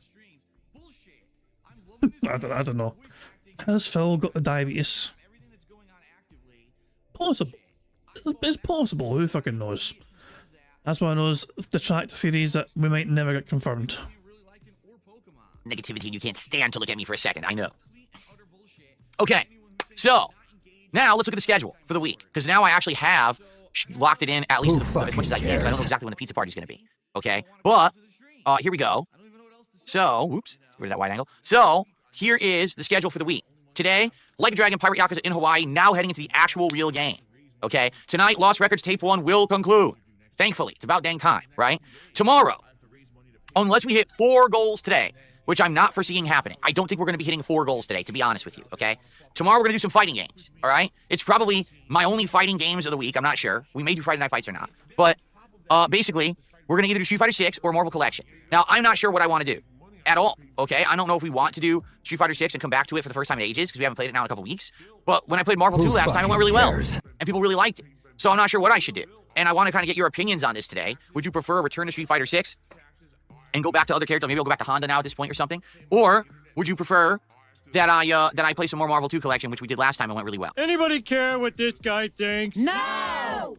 All right, so let's think about it. You guys let me know what you're interested in over the course of today. I'd like your feedback. And then tomorrow, we're probably going to do fighting games. And then tomorrow night, yes, that's right, Tuesday, March 4th, on the late stream, it's the return of Lego Night. It'll be Succulent Plants Part 2, where we build the next 3 succulent plants. I'll be using the new triple camera setup. So now you'll see from top-down view what it's going to be like. And again, these cameras are choppy when I first turn them on, then they smooth out. Yeah, see, they're chopping out, smoothing out. You'll see for the first time what it's like to actually build the Lego here from this angle, which will be really neat. And you'll have multiple views to look at. It'll be beautiful. Maybe I'll even have myself transparent like this. Actually, what happens if I do this? Oh, God. Look at that. All right, this just looks weird. This looks weird. Obviously, I don't want to do that because I'm going to want to show you. I'm going to pan this camera down so that you can actually see the table from another angle. You'll see the table from 2 angles, and you'll see me up in the corner. It'll be pretty neat. Or maybe I can just get rid of the wide angle, and we could just do the 2 at once. We could do that, too, actually. So, anyway, so it'll be the first time using that camera angle. Now, the last time I did a Lego stream, it went really well. People showed up, they engaged, they supported. We hit a goal, and we built some awesome Legos that are now in my background, and I want to continue to build these. I told you guys, if we do Lego streams and they work, and they're consistently good, not just the first one like last week, but let's say they're consistently good, we have people to show up, hang out, engage, and support, I will invest more in them. I will go and we'll buy a much better Lego set together. And then we will build it together, okay? And it'll be fun. But the question is, what would it be? Would it be video game related? Would it be architecture? Would it be something else that's pop culture? Would it be, I don't know, an animal? Would it be, there's a million Legos out there. I don't even know what we would do, okay? There's so many. So we can look into it. And I'm down for that, to spending more money on Legos if the Lego streams are doing well. So let's see how this goes tomorrow night and go from there, okay?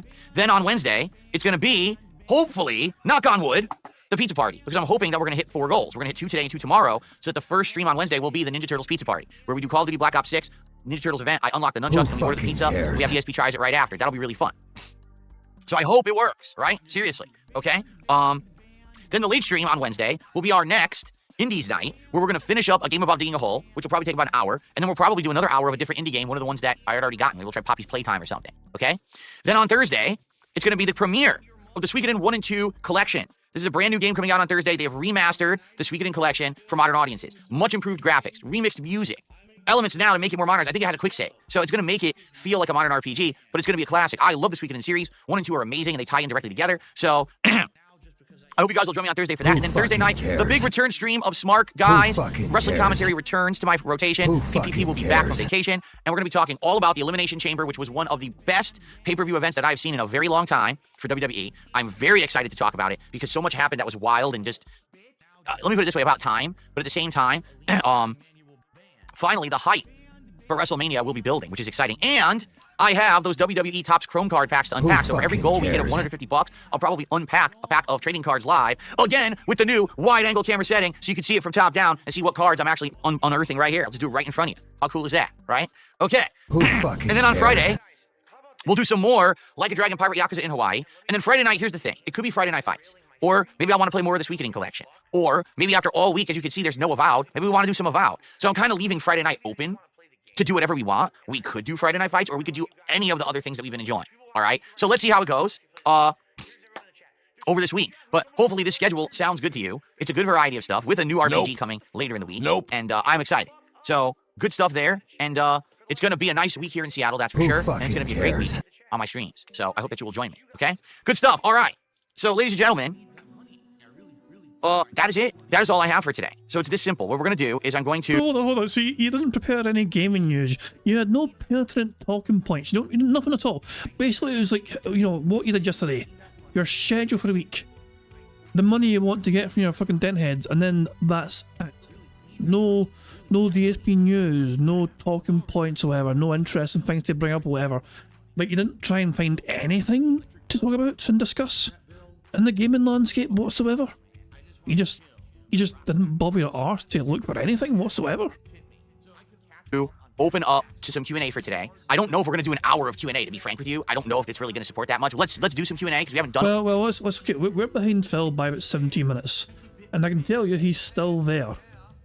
Yeah, he's still there blethering away. Yeah. we're not going to, for the next 17 minutes anyway, we're not going anywhere at least. Open Q&A in a long time.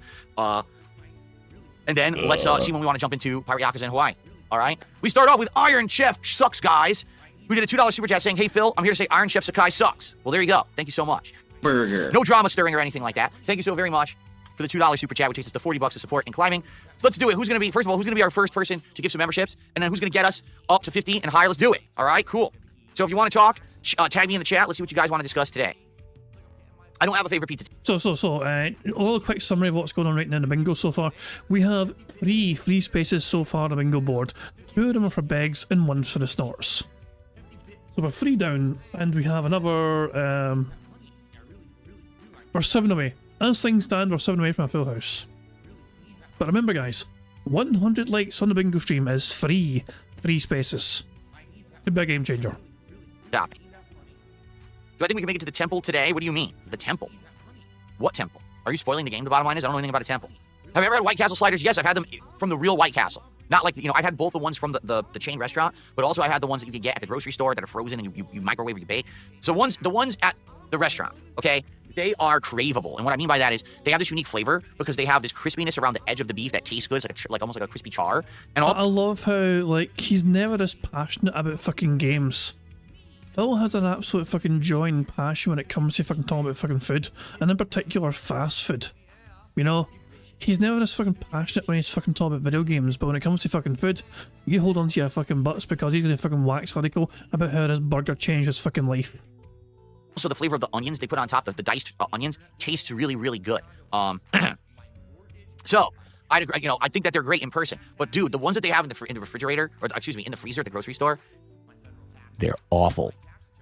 They're really, really bad. They're disgusting. I've tried them, and they're just greasy as hell. They don't have that fresh cooked char flavor to them. The onions don't taste good because they're frozen. So everything about that little craveable burger is actually gross if you get the frozen type. So I would not recommend it at all. I would say you got to go to the real White Castle. The problem is there aren't a lot of White Castles. From what I know, they always were New York, New Jersey. But outside of that, I never really saw a White Castle. There was none in Connecticut where I lived, and there's none out here on the West Coast, so I can't get White Castle. That would be something I would love to do for DSP Tries It, but it doesn't exist. Okay. Shout out to Sambuca. Sambuca became a member. I think Sambuca's membership had expired, and they just renewed it, so it actually does count as a fresh... Who fucking cares? A fresh membership today. So thank you so much, Sambuca. That gets us up to $43 to support this morning. Very nice. Oh, let's see here. We have the villain re-upping his membership for 45 months at the super supporter level, and he says, crazy thing, WWE isn't going to turn top merchandise sell Cody heel. It was shocking. Well, here's the thing. All right. WWE, I hate to say it, they've basically been chasing the Hulk Hogan era forever. You know, when Hogan was in WWE, he was always the face, right? So because he was always the face, he always sold the merch, say your prayers, eat your vitamins, and he was the superhero, right? And so what they've done is they've always tried to have this kind of superhero character in their company no matter what, whether it's, you know, a John Cena. I don't know how strictly true that is, because as times evolved, you know, the smarks kind of got smarter and smarter to a certain degree. Like, they never bought in. Like, the WWE did try and push Roman Reigns. Like, this is like years and years ago. Before Roman Reigns became the fucking head of the table and all that shit. I mean, Roman Reigns, they tried to fucking push and propel Roman Reigns to be the guy. And, like, the fans didn't really take to him. You know what I mean? Like, he had the look and everything. He looked the part. But the fans were, like, just saying, we're not going to accept this. You know what I mean? Like, and things like that. And I was like, they wanted other guys. Like, Daniel Bryan was the fucking, like, you know, most popular person for a while. And I mean, you have all these other guys come and go and a fucking popularity and all that shit, you know what I'm saying? And relevancy, and CM Punk for a long, you know, for a while, before he fucking fucked off the first time. I mean, you know, he was like a guy for a while, and fuck, he even had fucking, like, you know, smaller guys, like fucking, like, for little brief spells, you get other people kind of getting their 15 minutes essentially of fucking popularity and hype and white hotness, you know? And it's like, but Phil, I don't know, it's just, it's one of those things. It's like so ever since, especially, it's like it's a different product as well. It's a completely different animal. Ever since Vince got fucking booted away and Triple H kind of took over creativity, whatever. Apparently, it's a lot better behind the scenes there as well. You know what I'm saying?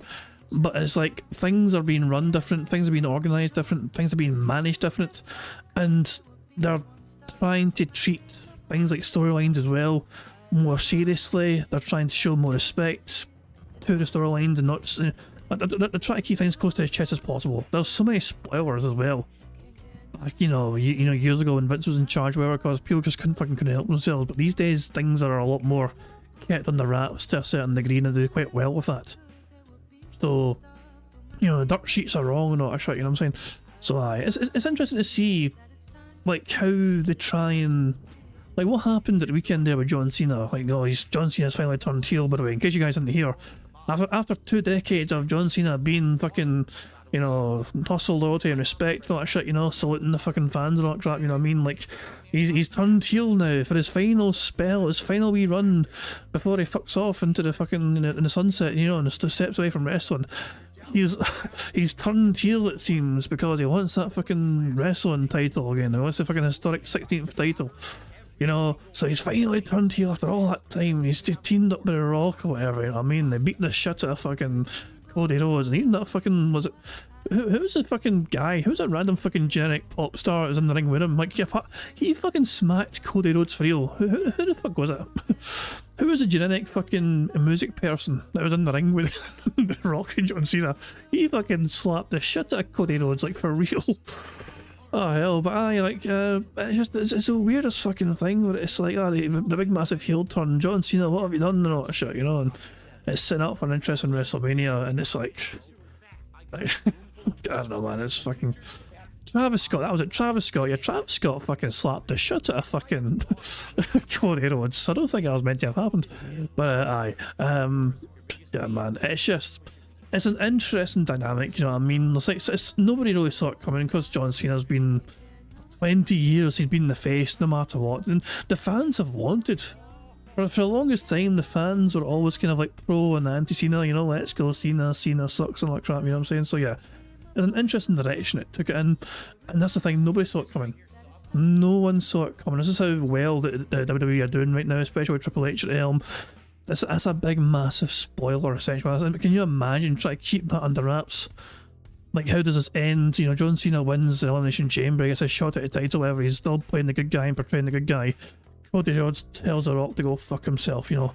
And it's like, oh yeah, it's a feel-good moment, and John Cena's like fucking popping off for Cody, he's like, yeah, let's shake hands and all that shit. And then it's like, oh, wait a second. Time to fucking kick you in the balls and have my heel turn.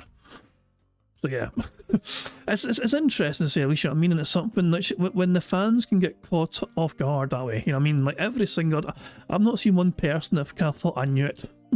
A lot of people like were saying, what the fuck, I can't believe this is happening or whatever, you know what I mean, whether you're fucking massively invested in the thing or not. John Cena's always been the fucking goody two shoes for the last like fucking 2 decades, you know what I mean, so they're doing something right with the show right now anyway, you know what I mean. I wouldn't say like they're trying to fucking just copy the Hulk Hogan formula. Have some person just go nuts and be the fucking superhero or whatever and crush everyone in front of them. I know, but Phil's more experienced than I am. No, he's got his own wrestling podcast, so he knows better than I do apparently. Whether it's AJ Uso, whoever it is, right? So that's kind of a problem, because then what happens is it gets stale, and when it gets stale and you try to change it, well, wait a minute, you've positioned that person to be your superhero. So because of that, now what are you going to do?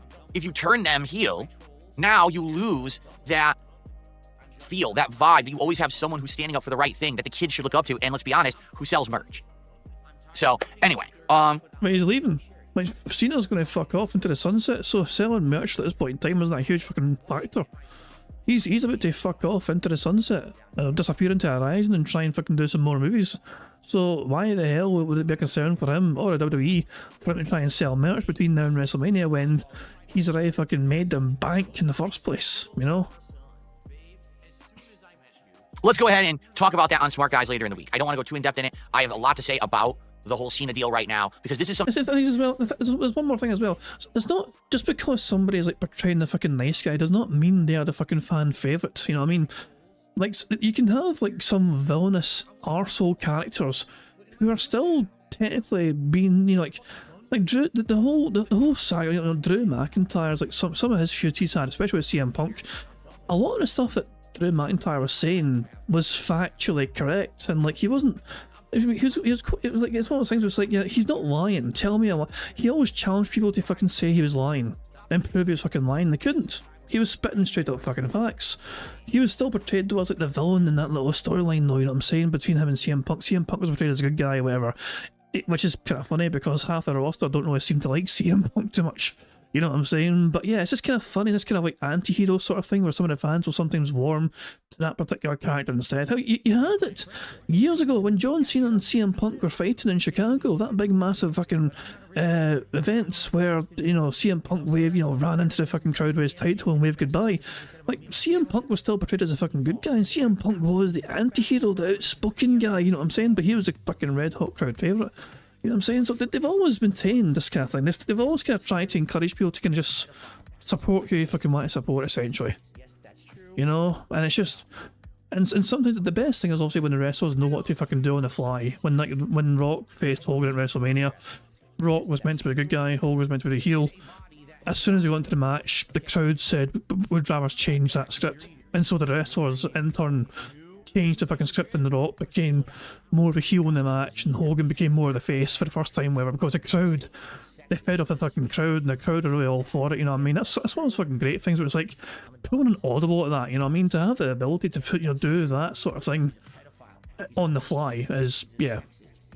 Anyway, that's enough of me fucking geeking about wrestling. Let's crack on with bingo, shall we? Apparently there's an incredible hyper-begging segment coming up. Jesus Christ, that's the last thing I fucking need. We're behind Phil by about 20 odd minutes, so we've got 20 minutes at least until we get to the hyper-begging segment. I talked about over a decade ago on the old Smart Guys, and I need to bring that theme back because here it is remarkably over a decade later and things are coming to fruition, okay? Okay, cool. Let's see here. Harry says, do you remember a favorite character from Suikoden 1? I can't wait for the remaster. To be honest, I played Suikoden 1 3 times in the 90s. I owned it. And the first time I played it was an honest run-through. The second time I played it, I used a guide and I got all 108 characters. And then the third time was like years later where I just wanted to play it one more time because I remembered I really liked it. And I know I have favorite characters. Like, I remember certain characters are like great in combat. The thing is, some of the characters that are the best in combat in the game don't really have much of a story. They're just kind of like a side character that's just there for like a supplementary thing to help your group or whatever. But they don't really have a major story, yet they're like amazing in combat. So I don't remember off the top of my head who any of them are because it's been too long. I mean, literally, I haven't played the game in 20 years.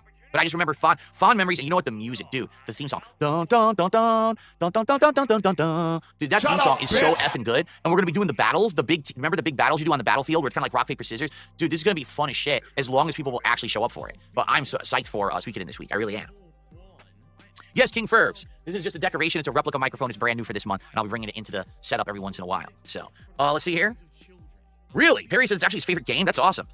It's awesome to have a kindred spirit out there that actually likes the games that I grew up liking. It's awesome to have a whale be very, encouraging about a game I'm prepared to play so they can keep wailing out while I play the game.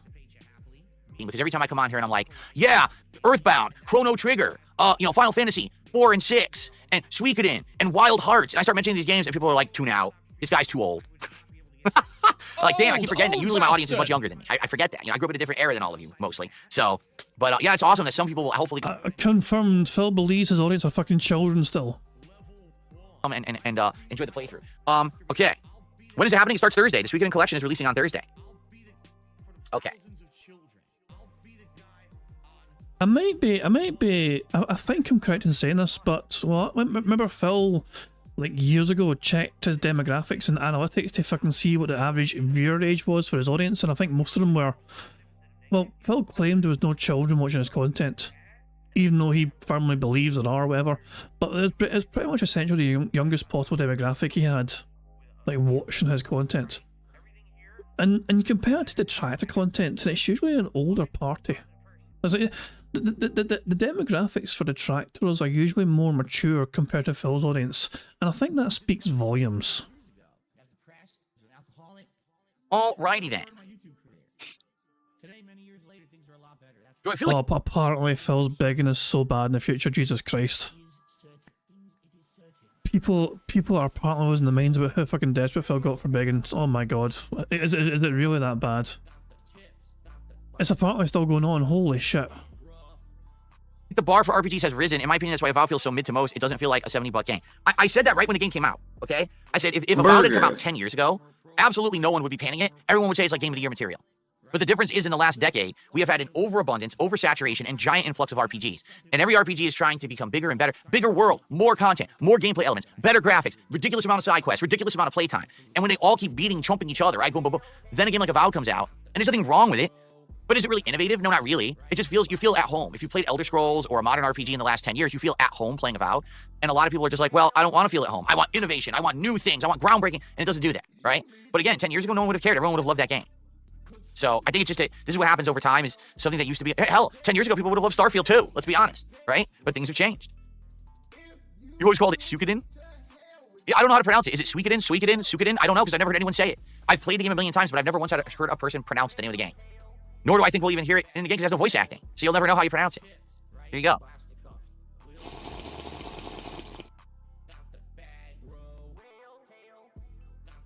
Okay.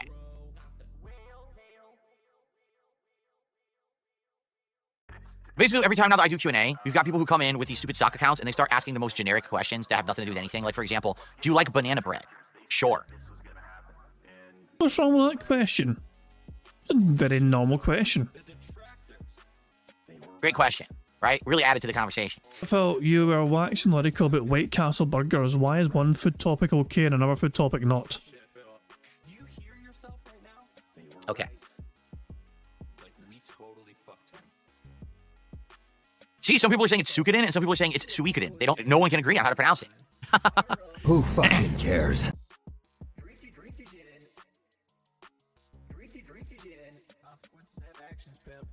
Am I going to be playing the Lunar Collection after Suikoden? I don't know. I've never played Lunar before. I think we had a Lunar game on the Genesis Mini many years ago, and I tried it, and it was okay, but we never went back to it. So I really have no incentive to really play a Lunar Collection unless people ask me for it, but I've never played them before, so I don't even know if they're very good. Flatman B is down for some Honda gameplay tomorrow. I was thinking maybe go back to Honda. We haven't played with Honda in a while now, and, you know, I think that I was doing pretty good with him, so maybe we'll do some Honda tomorrow. Who fucking cares? No, I'm not playing Monster Hunter Wilds. No, I'm not going to play Fear and Hunger to mod it to play it. It's just not worth it. Do I remember Croc Legend of the Gobos? I've never played it, but I remember the game. I remember the mascot, the cartoonish-looking crocodile. Have I ever seen The Menu, a chef horror movie? Yes, I did see it a while ago. I think when it was like newish, I watched it. And what did you think of it? Why no Monster Hunter Wilds? Because I played the beta, and once again, for the third straight time, no one really liked it. I tried it. I actually liked the beta. It ran great on my PC. I was having fun with the elements, and a couple things happened. Number one, a lot of people complained, oh darn, this is boring, it's going to be repetitive, too grindy. And then someone else who actually knows about Monster Hunter said, FYI, it's probably not going to work for your streams. Not to say that the game isn't good, but this game requires a lot of grinding where you have to fight the same bosses over and over, waiting for like a rare drop or a number of resources to drop so that you can then upgrade either your weapon or your armor so you can take on the tougher enemy. So, you know, your audience probably isn't going to want to see that. You know, everyone wants to see new fights. Like, compare it like this. Think of it this way. Let's say I'm playing a new FromSoft game, okay? Dark Souls 4. Let's say they made Dark Souls 4. And you go to the first boss. And it's tough, but you beat it. Wow, it's awesome. You beat the first boss. You go to the second boss. It's impossible to beat the second boss. Why? You're too weak. So you have to go back and you have to fight the first boss 17 more times. And that's an exaggeration, but I'm just giving you a hypothetical here. In order to fight it enough so you level up enough and get the rare item drop so you can level up your character, but also level up your weapon enough. So now you can take on the second boss. Instead of just go straight to the second boss and fight it, you have to grind to earn your way to beating the second boss. That's the formula of Monster Hunter. Like, that's how they designed it. And if you're doing it with a group of friends and you're hanging out to do those grind fests together, it's kind of fun. But if you're playing it by yourself and you're teaming up with randos, right, it's probably not going to be as fun. So for my style of content, it's probably not going to make sense. All right? I've tried Monster Hunter before. Many years ago, I got one on the 3DS, back when I had a capture device for my 3DS XL. And people were convincing me to play it, saying it was a huge franchise and I should try it. And I started playing it, and at first I liked it, but then it became a grind fest, where, man, I need to keep grinding, get this item. And people immediately got bored and tuned out and basically said they weren't going to watch anymore, so I stopped playing it. Then I tried the Monster Hunter World beta, and everyone hated it. Then I tried the Monster Hunter Rise beta, and everyone hated it. Now I tried the Monster Hunter Wilds beta, and I couldn't get attendance, and we didn't hit the goal. We only got like $80 that stream. It's like, if I can't even get interest for the beta, I'm definitely not going to get interest for the full game. So that's why I'm not playing it, okay? Hope it makes sense. Okay. Who fucking cares? Olivia claims he just beat the entire game, which is crazy because it just came out. And he never grinded. There you go. I won't see you tonight, Jade. I know you don't like Lost Records. It's all good, man. I know you're not into Lost Records. Thankfully, the game is finishing tonight, so there you go. Oh, really? Walrus Nipples, to me, $1.25 says, I actually have a bamboo steamer, so I steam the frozen White Castle burgers, and they actually taste great, much better than the microwave. I would believe that. Steamed food is a perfectly valid way to cook food, and it could be a really great way to add flavor. Like, my wife and I just had dim sum. Phil mentioned his wife, fantastic. Burger. Are we seriously, like, you know, DSP tries it away from Phil having a go at eating some steamed hams? Are we going to have Phil Burnell actually recreate the fucking Simpsons meme of Principal Skinner creating and making some steamed hams? On our day off this last week, and it was delicious. You know, steamed dumplings.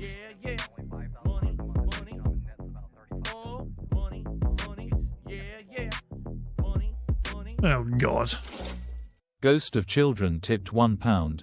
Daddy Philip, are you confirming that most of your audience are children since they don't know most of the RPG games you're talking about? If that's the case, may I ask, how do you lure children into your content?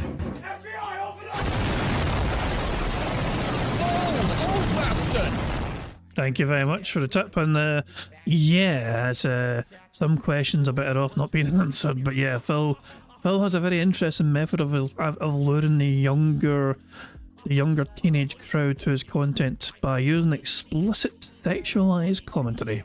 That's not my words, that's his words. But yeah, there we go. And here's another example of Phil being so much more passionate about fucking talking about food than he is about fucking talking about video games. Great way to add flavor. Like, my wife and I just had dim sum on our day off this last week, and it was delicious. You know, steamed dumplings, steamed rice buns, yes, and shumai, and those are amazing steamed. Like, those are super duper good steamed. So that's awesome. Thanks for the input. I don't have a steamer. I wouldn't even know how to steam. I'm sure you have to boil water and stuff to do it, right? But you don't know how to steam food? Seriously, Phil, for fuck's sake, this is basic bitch stuff. That's interesting. So steaming the White Castle burgers makes them good. I wouldn't even know how to steam it. I'm sure it involves water. Wait, what? And shumai, and those are amazing steamed. Like, those are super duper good steamed. So that's awesome. Thanks for the input. I don't have a steamer. I wouldn't even know how to steam. I'm sure you have to boil water and stuff to do it, right? I'm sure you have to boil water and stuff to do it. Wow. Cooking with the Kang needs to return. But that's interesting. So steaming the White Castle burgers makes them good. Fascinating. Okay, continuing on. What do I like to clean? Oh, I like cleaning everything. I'm just a clean freak. I like scrubbing things down constantly. See what I mean about these ridiculously arbitrary questions people ask me now? So it must be a new running thing with my detractors. They make. Oh, Phil, this is your community. This is your fucking audience. Don't blame the detractors because your fucking audience and community don't fucking know how to ask intelligent questions. Like, I love how it's our fault his community don't have any good smart questions to ask him. Bunch of stock accounts, they come on my channel, and when it's time for Q&A, they ask arbitrary questions that no one cares about the answers to. Why don't you back it up with a source? My source is that I made it the fuck up. If I was ever in Scotland, would I try deep fried pizza? Fuck you, you stay the fuck away from Scotland. I'm gonna fucking put my boot up your arse and kick you the fuck out of Scotland if you ever fucking turn up. I'll fucking hunt you like a fucking hunt haggis. You know, my wife and I, recently, like last month, were watching some random-ass TV, and we started watching the show called Carnival Eats, where basically this guy goes to carnivals all over like the USA, Canada, and other places, and he sees the most ridiculous carnival food. They will— I love how this has nothing to do with Scotland, by the way. It's like, I was like, oh, it's funny you mentioned Scotland, because I was watching a show about the fucking unhealthiest food in the fucking world. You know, it's like, funny you mentioned Scotland, because I was watching this show about fucking greased and fried fucking food and fried butter. deep fry anything, okay? They will. And we saw deep fried pizza. I've ate deep fried pizza before. It's actually not bad, you know what I mean? Surprisingly nice. Quite surprisingly nice crunch to it, you know what I mean? I mean, it's a good combination. Like, it's not as vile as you think it would be, Phil. It looks nasty. You look nasty. Breading and frying your pizza. Like, what is going on? They'll deep fry anything, but absolutely, you know, deep fried pizza, I think I'll prefer to stay away from that. It's probably not for me, being that I'm Italian and I like the authentic thing. Fuck you, you've never been to Italy, you've never ate Italian fucking pizza. So you've never had the authentic thing. What's up, McCoy? How are you?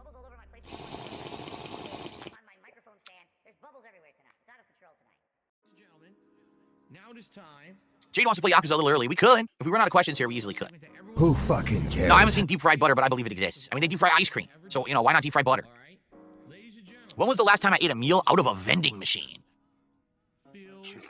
We see what I'm talking about, how passionate he gets when he's asked food questions. Like, he'll fucking condescend the fucking banana bread question, but look at his eyes light up here. Another food question, Phil's listening is like, wow, what a great question. Let me think very hard about this. And yes, I'm positive for a reason I want to try and get a good freeze frame. I think we can get a better freeze frame than this. When was the last time I ate a meal out of a vending machine? So, hold on. Let's see, what are the possibilities here? What possibilities could we possibly have here? Like, oh my god. Oh my god. Hold on. I think we have a winner. This one right here, I think this is the winner.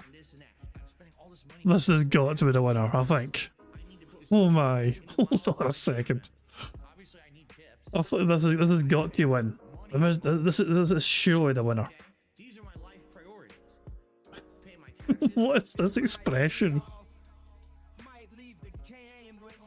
Oh my, imagine asking him a question like this. You know, what's your favourite meal from a vending machine? And you make this face. And his background is fucking blue. It rounds the hair crop out. Bastard ruining fucking bingo thumbnails. Now throw this in the memo Discord. There we go. Jesus Christ. Return of Perrite has Phil doing this. Naturally. And Diablo made this artistic style picture here. This is quite nice actually. This is quite good. Quite like this, you know. It's like something you'd seen in an art gallery or something. There you go. But he's in siege mode. It's an interesting question. I don't know why Phil had to prepare himself for a super ultra duper hardcore siege mode, but yeah, he was asked a serious question and he's preparing for a serious answer. You know, why not deep fry butter? When was the last time I ate a meal out of a vending machine? Wow. Like, the thing is, I don't really hang out in places that have vending. Hang on. There's more possibilities. Hold on. I cannot ignore that wow. Wow. There's like, what particular frame? This is the problem. Like, what particular frame is the best frame? Like, I don't know. There's so much more. Like, I don't know what you want to go for. Like, do we go for like the wider one? Do we see some of his teeth or whatever? Or do you want to see? Oh my god! What the fuck? What the fuck? I don't know. I don't know which one to go for. The problem is choice. The problem is so much. It's like, what do you go for?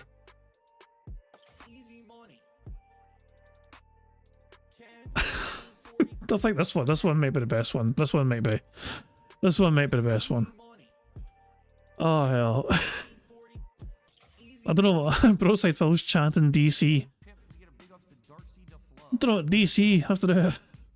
Oh, Discord. Your Discord. Hope you're chatting. Something different. What are you saying? What are you fucking saying? Oh, for God's sake. So, hold on. Hold on. Hold on, let me go back to this.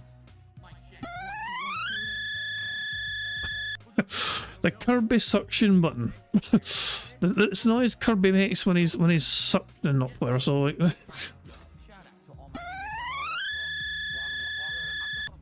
yeah, this. Oh my god. Right, I'm going to use this frame, okay? I think this is the frame. This has got to be the frame, I think. This is the one frame to rule them all.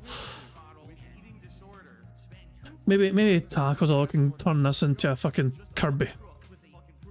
I don't know.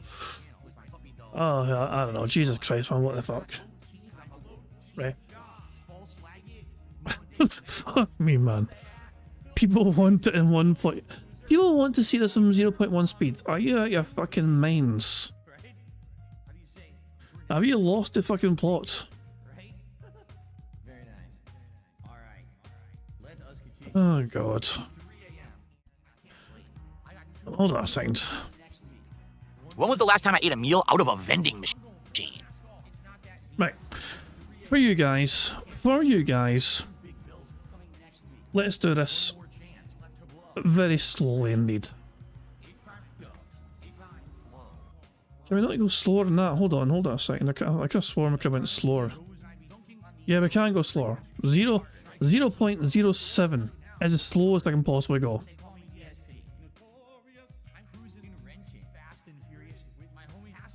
This is as slow as it gets. This is as slow as it gets. Oh my god. Oh my god, there's so many more potential thumbnails.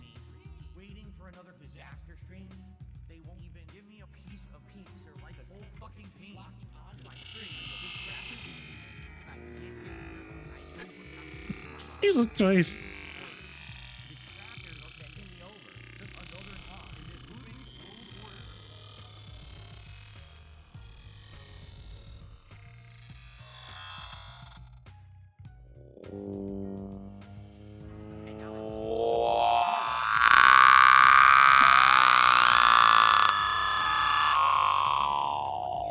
There you go. I got a suction noise in the video, Broadside Phil. Oh my god. I had to go off screen there today temporarily, but yeah. Oh, Jesus Christ, man. Oh, fuck. Okay, we're going back. We're going back to 1.5 speeds. What the fuck, man? What even is this stream anymore? Someone told me to do it, and I had no reason to say no. What was I meant to do? Say no? What was I meant to do? Say no to such a robust request? Hold on 2 seconds. What speed do we go to? 1.5. 1.5 speed, I think we're at 1.5 speed. Yeah, we're at 1.5 speed, because there should be 1.5. Cool. Right, let's crack on with Bingo, shall we? I'll see if I can make a shot of that later on. I'll see what I can do. Like, the thing is, I don't really hang out in places that have vending machines. You know what I mean? Like, no lie, probably the last time that I used a vending machine was probably like at a hotel. And I haven't stayed at a hotel in a zillion years. You know what I mean? Who fucking Yeah, cares? it's been that long. So, yeah, I couldn't even answer that. I don't know. All of Kick says hello to Jade. Everyone is saying hello to Jade. Who fucking Jade, what's cares? up? You know, everyone on Kick likes you. When's the last time I grilled or barbecued? I never owned a grill. Me. The last time I actually grilled was in my early days as a YouTuber / as a Street Fighter player. I hosted a cookout in the backyard of my parents. Who cares? Who fucking cares? So I'm saying I slowed the stream down to 0.25. This is the thing though, I've got a plugin which makes me go slower. So the lowest you can go on YouTube is 0.25, okay, normally. You know, that's the lowest you can normally go. However, this plugin I've got means you can go even slower. You can slow the time down even more. And this little icon here, you scroll the mouse button down, you can go even slower. You can go to 0.07 speed. So yeah, that's how you can get even fucking slower. And yeah, Phil saying like he doesn't grill a barbecue. Steve says his dad bought him one. Yeah. LT and I read the post you made, Phil. We know you conned your dad and we know you had loads of shit. Exactly. Fucking bizarre streaming.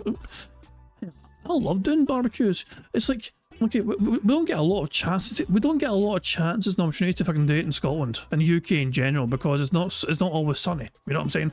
But when it is nice and it's good barbecue ever, I fucking love doing barbecue. A YouTuber / as a Street Fighter player, I hosted a cookout in the backyard of my parents' house in Connecticut, and I grilled some burgers and hot dogs and things for the guests. Who fucking cares? So that was the last time I've actually grilled on a grill. Yeah, or barbecue. And how many people died that day, Phil, from food poisoning? I made burgers. I just make them inside. I make them on the stovetop on like a frying pan. Like I made bison burgers for my wife last week, 2 weeks ago, and they were super good. But we do them on a pan. You made bison burgers? You made them? Why don't you back it up with a source? My source is that I made it the fuck up. Jade says he wants to say to Kick, yo, what's up? And he's good. So there you go. I've got a feeling that what Jade would say to Kick is more along the lines of squeak, squeak, squeak. How many sock accounts do I think there are on Kick? I believe that the vast majority of accounts on my Kick channel are sock accounts. For example, any single name that says real in the name is a sock account. Because really, why is that the case, Phil? Are you the only person allowed to have real in your name? What it is I made the account DSP Gaming Real because someone had stolen DSP Gaming before I had a chance to make an account on Kick. So then all my trolls made accounts that ended in real. So every single account that ends in real is a sock account. No lie. Every single one. Why would I lie? I imagine it's like breathing for you. They're all fake. They're all other people. You know, why would you put real at the end of your name? Why would you? There's need to.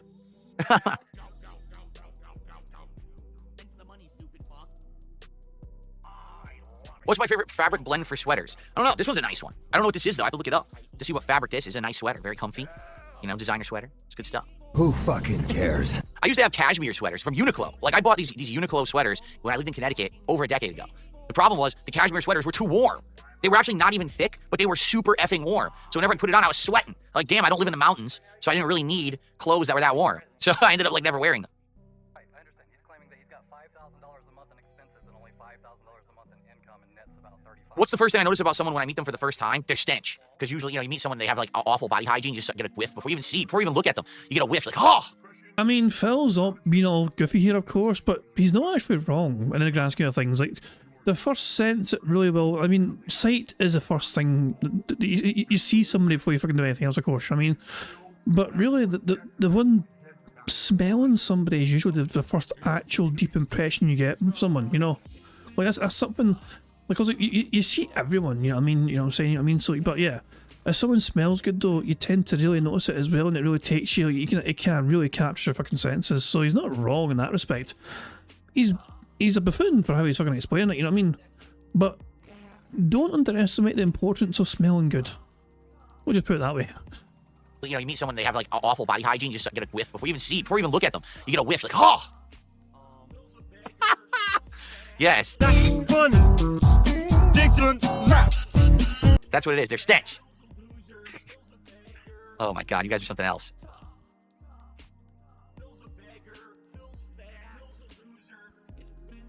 Ever operated heavy machinery? Yes. In fact, you may not realize this, okay? But the real... Really? We're gonna get a helicopter story, I think, again? Dark side, Phil, is not what you see here. This is an actual, very complicated, hard-to-operate animatronic. That's funny. And the real man behind the curtain actually is standing in a booth on the other side of the room and operating this giant animatronic right now remotely. So technically, every time I have a stream on, you're seeing me operate very technical machinery. I gotta be careful, because at a moment's notice, I could accidentally malfunction and just like punch through the wall. Gotta be careful, the whole house could come down. That's boring. You're boring everybody. Excuse me. Quit boring everyone. Internet content creation, both on demand and also video streaming. Here we go. Okay. That explains why I'm always so stiff. That's correct. I am a Muppet. I'm an animatronic Muppet.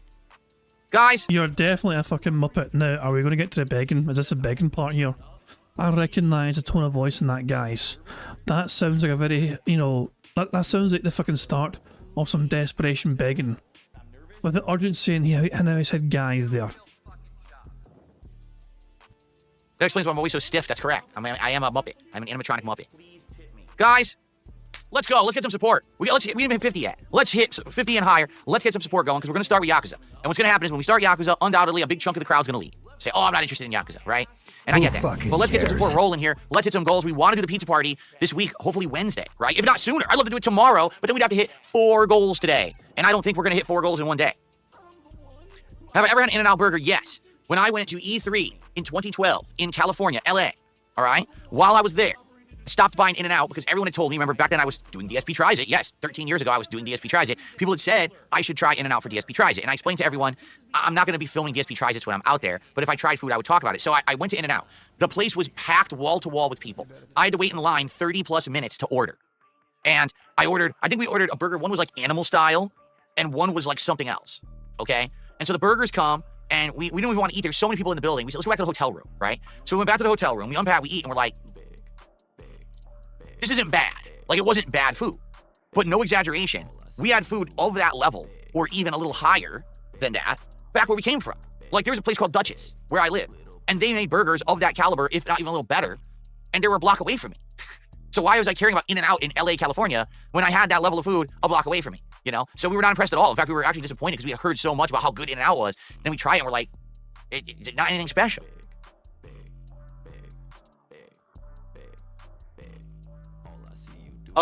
Do I think E3 should come back? I don't think it should come back in the way that it existed. If E3 came back and it was fully 100% a for press and for creator event, meaning people who actually cover and review games are the only ones allowed in. So the building isn't packed wall to wall with fucking... And creator events. But then you're going to fucking bitch and whine and moan about other YouTube creators getting special access to fucking games early and getting hands-on access early.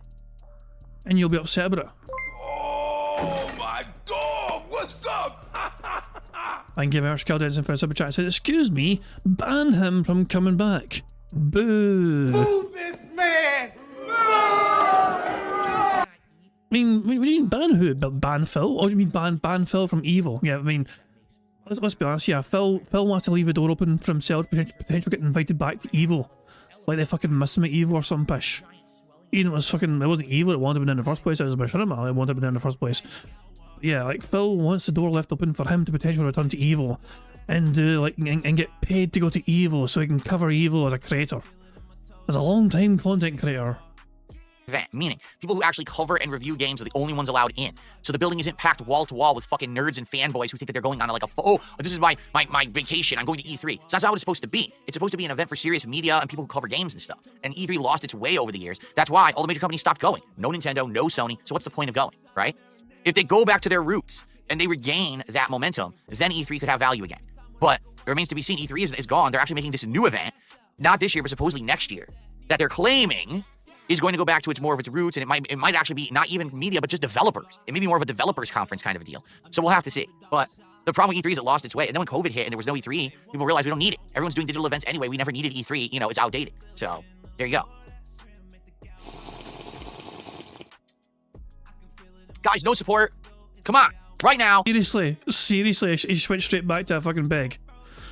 Roadside Phil saying this is fucked Matt wanting it to be exclusive and then he wants to be invited, which fuck it, make it exclusive. Then send a letter to Phil saying no one gives a shit about you. Like he wants it to be not, he doesn't want any plebeians there. Plebeians, you know, he doesn't want any riffraff there, you know what I mean? But fucking dare some of the fucking commoners get into a special convention. I thought I was a special one. I was specially invited and sent here by Machinima, you know. I didn't have to fucking pay to get here.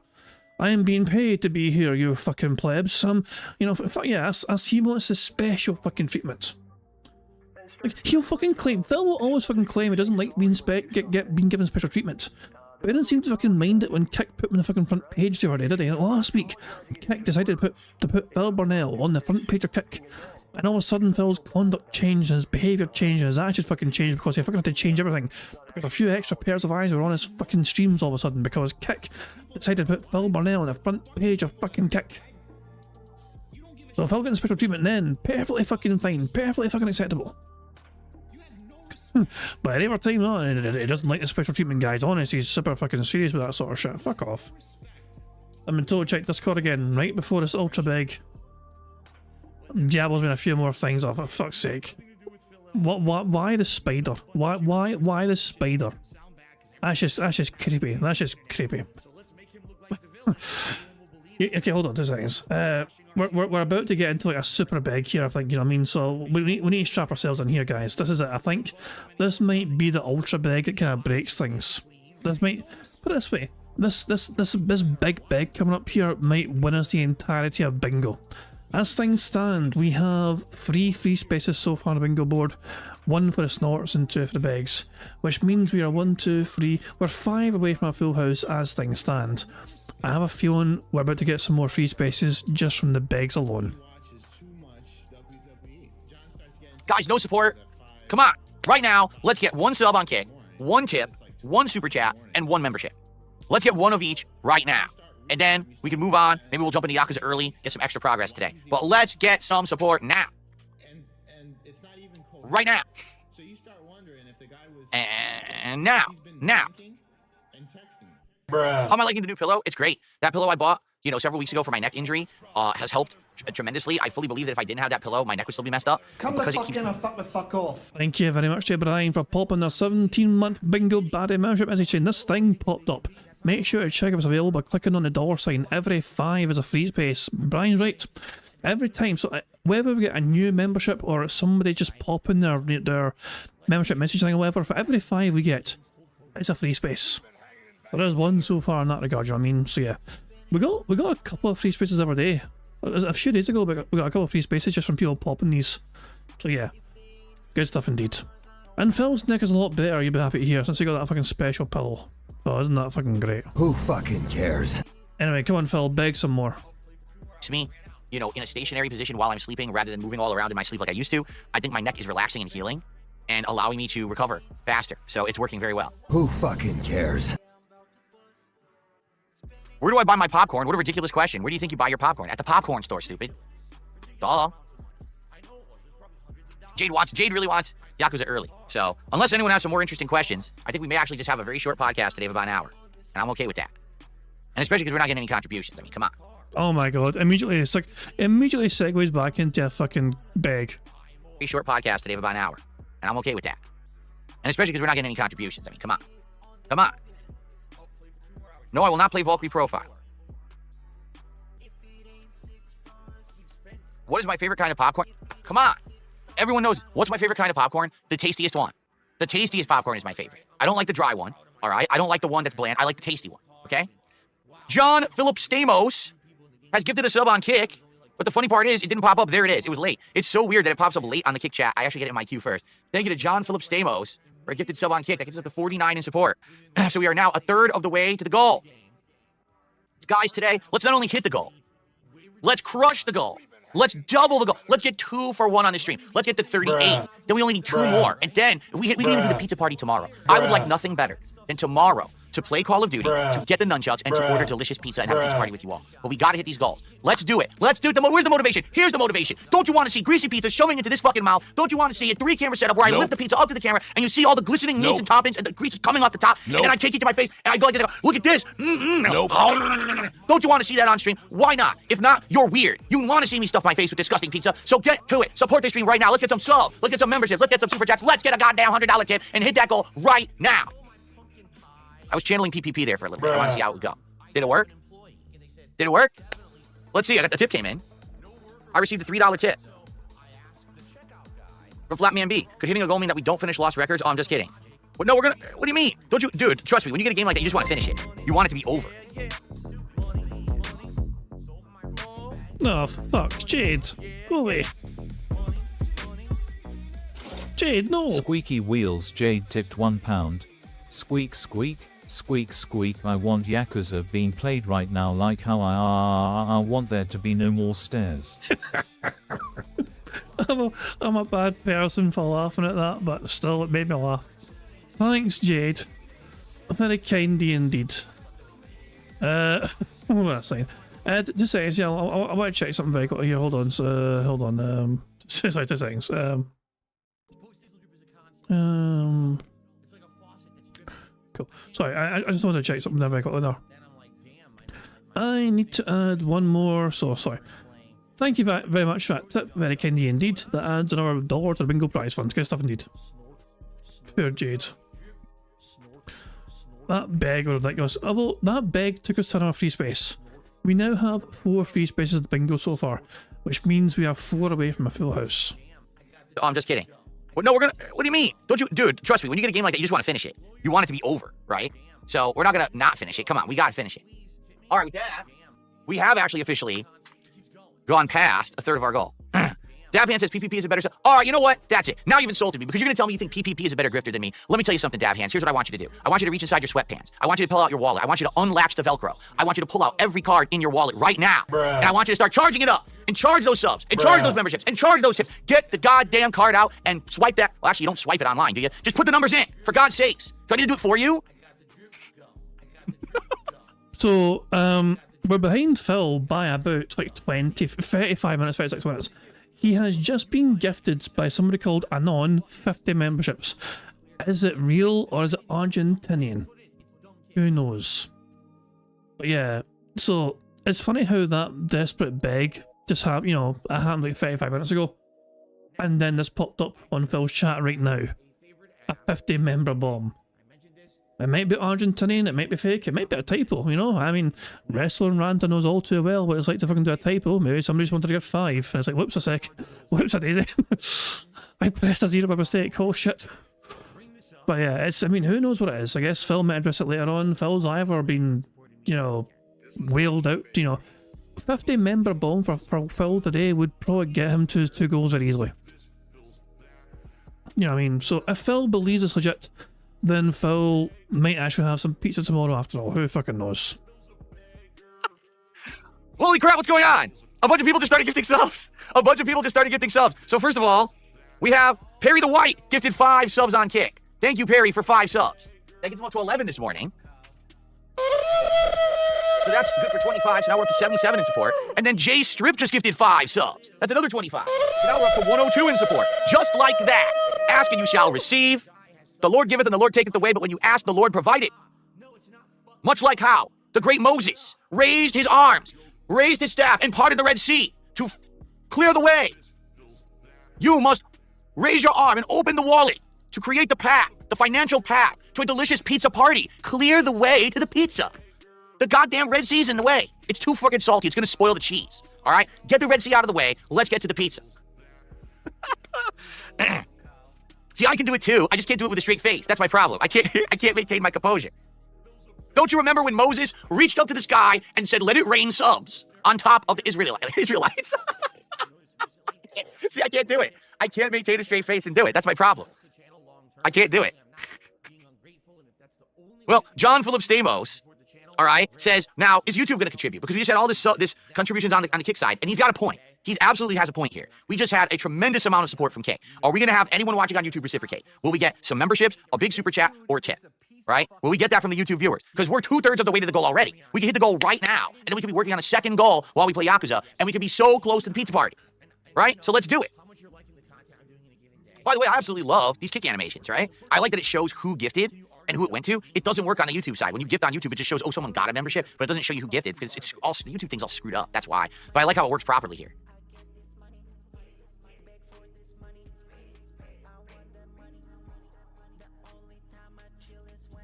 Excuse me.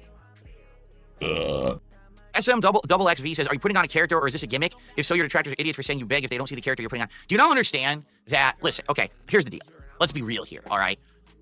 Obviously, you know me. You've seen me in those last 8+ months. Actually, at this point, it's probably been, so August, September, October, November, December, January, February, 7 months. Now we're going on month 8, where things have changed for me. Okay, can we be honest? I'm getting way more positivity thrown my way, except for my detractors, okay? People are enjoying my content and supporting it more. Why? Because they liked the stuff I did with Kino Casino last summer, and they supported that, and I took all that support I got, and I completely revamped everything I do from the ground up, right? Right? Look at my setup. Look at the quality of everything I'm doing. Look at the effort that I'm still putting in. I could have just stopped putting in effort months ago, but I'm still putting in effort to improve my content constantly for you, to try to do new kinds of content, different things, fun stuff, to make it interesting. I don't want it to be boring around here anymore. I was boring for 10 years, right? I don't want to be boring anymore. I want to be fun. I want to do different things. And I think what's happened is people are now seeing that, okay? And they want to support it now. They get it. And they're like, okay, I see the effort. Phil has changed. We want him to stay on that path, so let's support that, right? Does anyone think I'm destitute? Do any of you out there feel that I'm like broke? As I'm sitting here in a relatively brand new sweater, you know, in a setup that's pretty much completely new. Everything you see here is brand new in the last 6 to 8 months. You know, my quality is great. You know what I'm saying? Like, with all this stuff, do you see anything here that says, wow, Phil is living in a cardboard box and he's going to go broke if you don't contribute? The difference is now people support me because they like what I'm doing and they want to see me continue to succeed and improve because I've proven that I can do that, as opposed to previously, I was on here telling you a sob story. Oh my God, I'm in bankruptcy. I can't pay my mortgage. I can't do this. And that's not the case anymore. Get it? It's not. It's better now. All right, we're in a better situation. So people like to see the success and they want to see more success. They like me. They like my content. They like what I stand for, and they want to see that continue. So when I'm on here and I'm like, let's hit the goal. Let's do a marathon. Let's do a reward. Let's do DSP Tries It. Yes, that's motivational. And sometimes people need that. Like they say, literally the adage, ask and you shall receive, works. Because some people may be sitting here watching and enjoying and then not even think about contributing because they think that everything looks good, right? But you have to understand that it's through that reciprocation of me making the free content that you enjoy and you supporting it that it's all possible. If it all dried up and there was no support, I wouldn't be able to keep making the content. So it goes hand in hand, right? And so I'm very appreciative of those who do support. But when I'm sitting here and I'm like, Moses parted the Red Sea and you need to get the salty water off the pizza. Do you think that's serious? Does it sound serious? But the problem is my detractors are so stunted that either they think it's serious because they're dumb, or they're people who are disingenuous. They know it's not serious, but they'll say it is because they want to fool the dumb people into thinking I'm a bad person so they can make content and profit off of it. Because again, as I said many, many times, these idiots would not be making the content they do if they didn't profit off of it. Notice they're all monetized now. There used to actually be a time when the content was demonetized. And people like the Sons of Kojima were very morally against monetization of this kind of content because they were standing for, we want Phil to be a better person and a better creator, rather than, oh, we just want to profit off of making fun of Phil. Well, that's not the case anymore. Things have very, very much changed. Now it's all about the money. How do I make a buck? How do I run? You know what I'm saying? So it's really ridiculous. But I mean, obviously, this is not, no, I'm not destitute. I don't actually need you guys to buy me pizza. Do you understand? That's not what we're doing. You know what I mean? That's not what we're doing here. That's not the point. But again, you have to be intelligent to understand that. You have to, like, understand some hype and, understand how it works. Again, anyone who has watched Kino Casino for more than 10 minutes and then comes to my content and has the balls to say that I ask too hard, I beg too much, and I do all that, you're out of your fucking mind. Those guys are the consummate professional pros at asking for contributions in a way that hypes their crowd up and then they receive them. But they joke constantly. Look how PPP talks on Smart Guys. Do you think that he's super serious about any of that shit that he's saying? Of course not. But he says it and he gets people excited and people laugh and then they contribute. That's what you got to do. It's called about positive motivation versus negative begging. If I say, I'm going to give you something positive if you contribute, like I'm going to do a special event, I'm going to do a DSP Tries It that you control, we're going to do a marathon that you guys give me input on, right? I'm going to get something new, I'm going to do Lego nights, I'm going to buy better Legos, right? You see, that's positive motivation.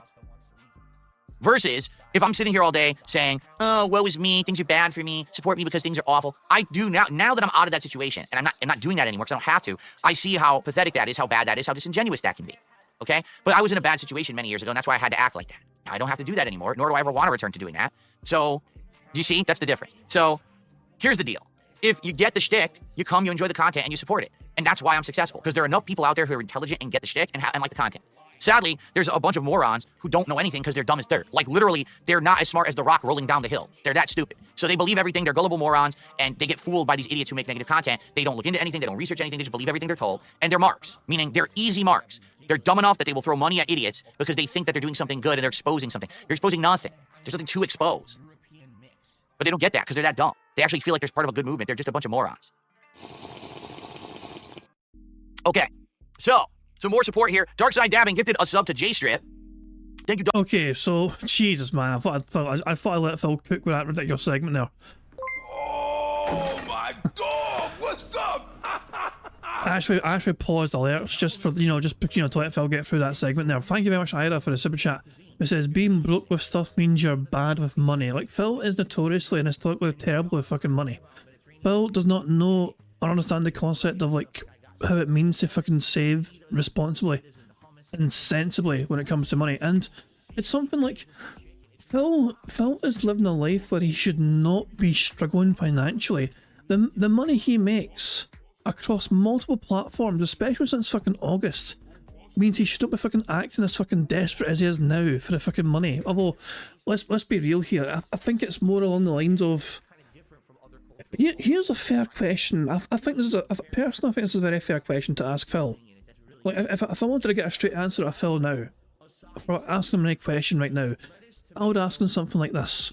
Why was $50 a stream acceptable a year ago, but today it's not enough? What has changed in Phil's life where $50 a stream was enough back then, but it's not enough now? Something has changed in Phil's life within the space of a year where 50 per stream was acceptable a year ago, but now it is unacceptable, and he needs at least 100. 100 is the new acceptable, essentially, you know what I'm saying? If he gets double digits on any stream, he thinks that's a fucking failure. You know, so it's like, what has changed in a year where 50 is no longer enough? No, I think that's a personally a fair fucking question. You know what I mean? Like, what has Phil done in his life to fucking massively change where he needs double the amount of money on a stream compared to what he asked for before? Like, what could have changed in a year to necessitate double the amount of money you need in a stream? So yeah, I mean, it's just greed. It's just fucking, I mean, like, Phil makes 6 figures per year and he's still fucking begging every fucking day. It's just unreal. But yeah, you're right, Sonic, we're one away from bingo. But all that ultra hyper begging, we have 5 free spaces for begs alone, and we have 1 from snorts as well. So we're 1 away from a full house. We're very close to a full house. We need Phil to say or do any of these things, and we've won bingo. Dark side dabbing, I appreciate that. Now we're up to 107. And I received a $5 tip from Mulciber. I opened YouTube this morning. I'm greeted with 10 videos from idiots. They want DSP to take responsibility for things that he hasn't done. So if that person hold on. If that person is seeing a lot of detractor content on their YouTube feed, it means they have consumed detractor content before regularly. The only reason why they would be getting recommended detractor content like that in 7 different videos of it would be that they previously have consumed it before. And YouTube remembers that. So yeah, maybe it's their fault for previously consuming detractor content. Go insult him, go attack him. All the things they spread about you, the weirdest one I've heard about you is you stole a man's chair. I did. I burst into someone's house and I stole his chair right out from under him as he was sitting there. And he busted his ass. It was very embarrassing. But it's something I pride myself on. They called it the swipe of the century. How I scooped up the chair from under the man and he crashed and landed on his rotund ass. I have no idea what you're talking about. But thank you, Mulciber, for a $5 tip. There you go.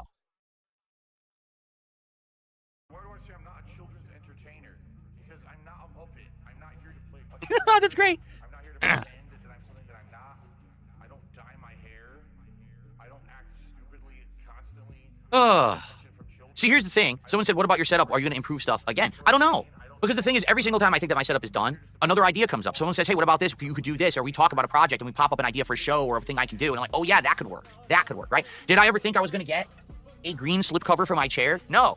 But I got it, and now my chair doesn't have the issue with the background removal tool anymore, right? Like, I feel like in the business I'm in, I feel like consistent improvement is always required to avoid stagnation and to make sure that you're always keeping something fresh for the audience. As opposed to me sitting here like a lump, which I did for a long time, not trying, not innovating, not doing anything new, not listening to feedback, not interacting, but instead saying, I have to make content. Boot game, grab controller, press record, ha ha ha, look at that asshole, look at the size of her boobies, look at this guy, he's taking a shit, oh, chop off his head, get his dick, shove it up. You know, that counts as scat talk with Burger. With one. 5 in a row, that's concerning. That is scat talk with one. Burger. Burger. Burger. Burger. Burger. Burger. Yeah. Full house, oh boy, how exciting. Anyway. I declare a full house victory, I declare we've won bingo, there we go, good stuff indeed. Like, Jesus Christ, man, this has been torture. Let's go to live DSP and see how he's doing. At all, this person's taking it seriously, so I'm just going to ignore them. Who's taking what seriously? Did Phil trusted a member bomb? He's suspicious of a member bomb, but he's trusting it, so he's countered it. So what does that mean? What is Phil's current total at? How many Iron goals? Chef Sucks Guys did a $2 super chat saying that Iron Chef made a bad video about me.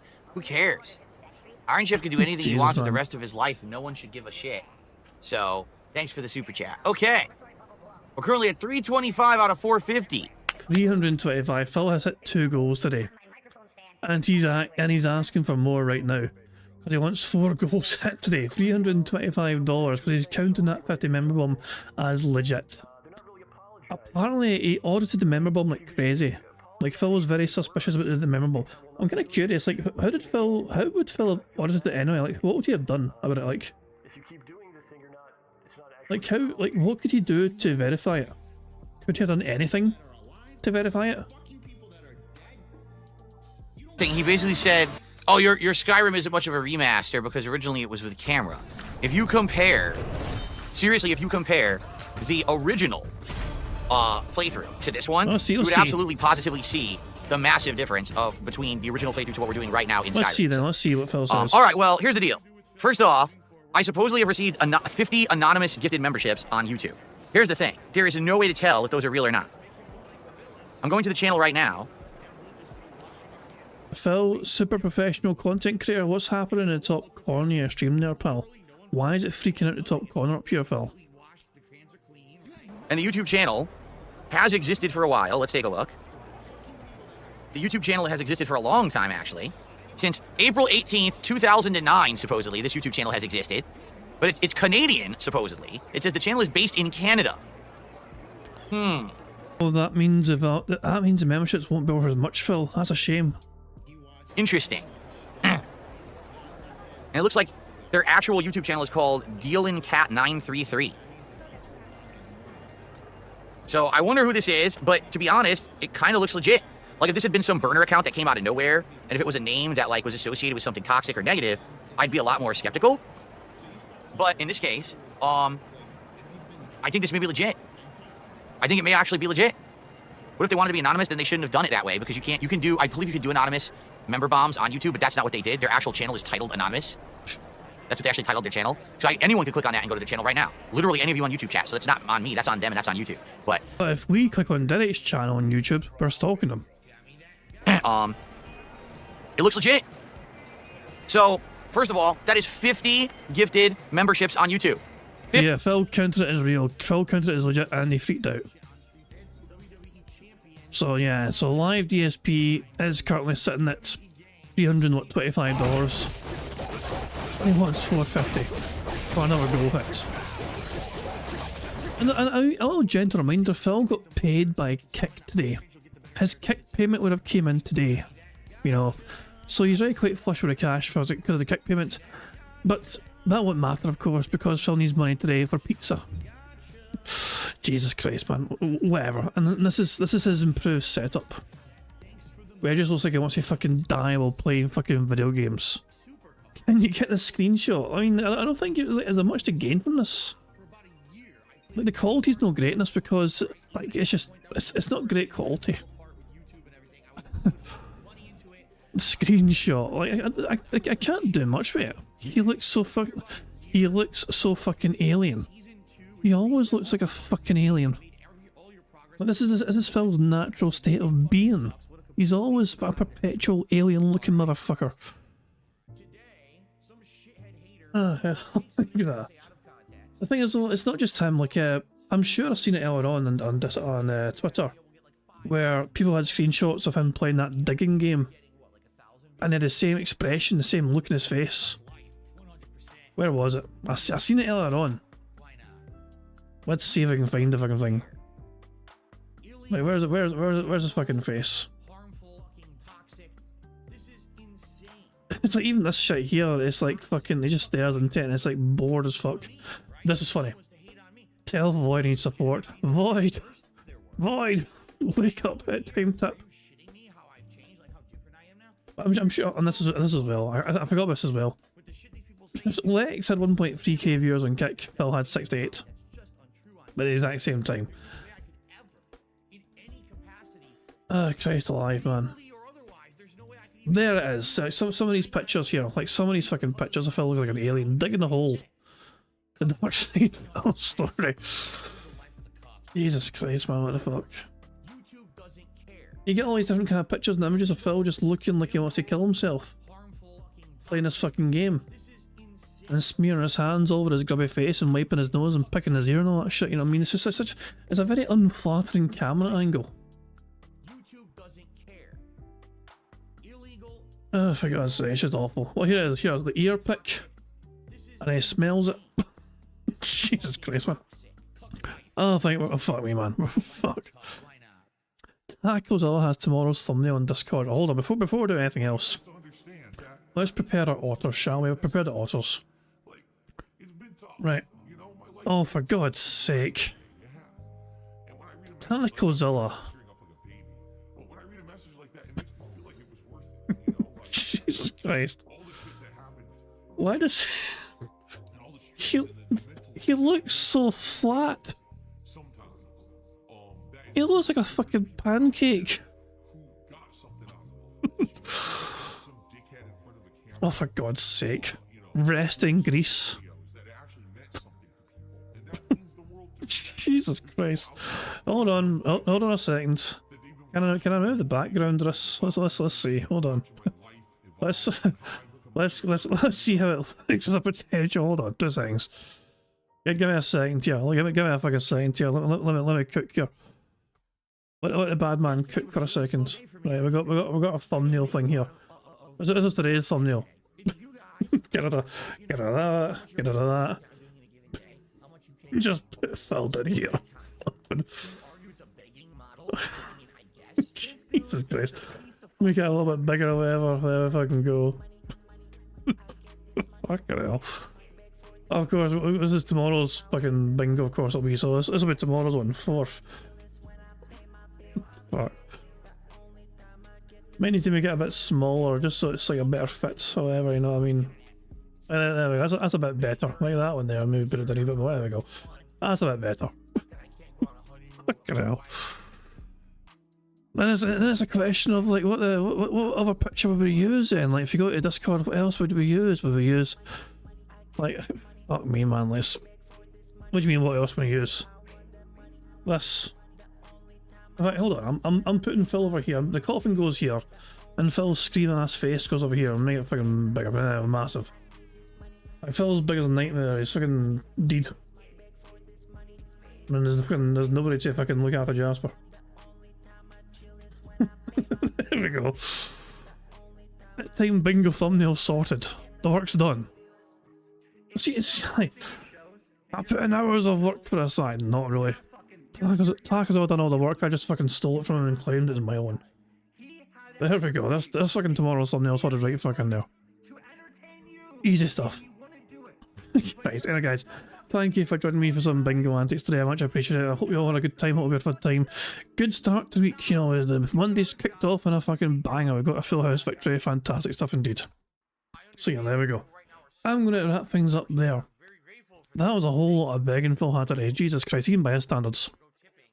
That was just like, why? It's like, it comes, and I know he's trying to fucking portray it as, oh, I'm just copying Kino, I'm just fucking.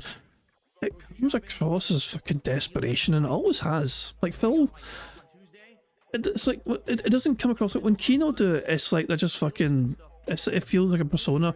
When Phil does it, it generally feels like he's fucking demanding it, or he's fucking going to lose his fucking temper with people. It's hard to imagine the Kino guys like losing their actual fucking minds and like fucking getting a temper tantrum because a crowd weren't as forthcoming with the contributions. You know what I mean? But when Phil doesn't get the contributions after clowning up, then the fucking then the seriousness comes out. Guys, I'm being honest now. I'm nervous. I'm very nervous. I'm going to send a tweet and all that shit, you know. So Phil can't pull off what Kino do because they don't seem to give a shit either way, whether it's fucking massively supported or not. You know, they expect it to happen, but they kind of give a vibe where if it happens, it happens. If it doesn't, it doesn't. For Phil, it feels like for him, if it doesn't happen, then he's going to start, you know, auditing motherfuckers and question why people didn't turn up, you know, and guilt tripping the fuck out of his audience. Anyway, that's a different matter altogether, guys. I'm going to wrap up, as I said, you know what I mean, and I'm going to end how it always ends by playing notorious PIG contributions made by the supremely talented Pixar Animations. So we'll be back for some more bingo tomorrow. Tomorrow, bingo shall resume, and hopefully Phil won't be as annoying tomorrow as he was today. We can only fucking hope. But I hope you all enjoy yourselves, enjoy the rest of your Monday, and I'll catch you all later. Goodbye. On September 14th, a pre-authorized payment of $16.51 from PayPal.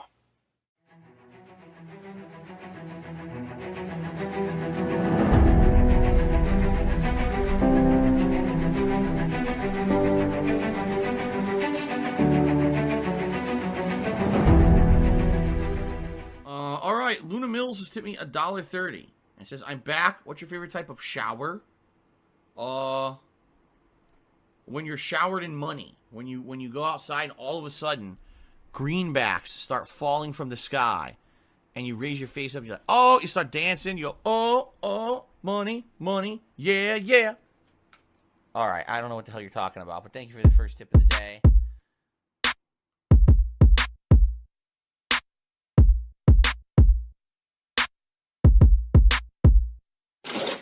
Money, money, yeah, yeah. Money, money, oh, money, money, yeah, yeah. Money, money, money, money, yeah, yeah. Money, money, oh, money, money, yeah, yeah. These contributions are mandatory. Money, money, yeah, yeah. Money, money, oh, money, money, yeah, yeah. Money, money, money, money, yeah, yeah. Money, money, oh, money, money, yeah, yeah. These contributions are mandatory.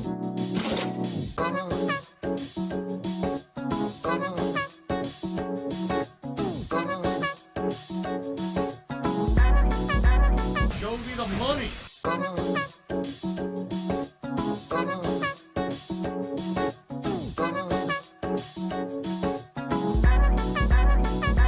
Free. Money, money, yeah, yeah. Money, money, oh, money, money, yeah, yeah. Money, money, money, money, yeah, yeah. Money, money, oh, money, money, yeah, yeah. These contributions are mandatory. And it's gone, just gone like that.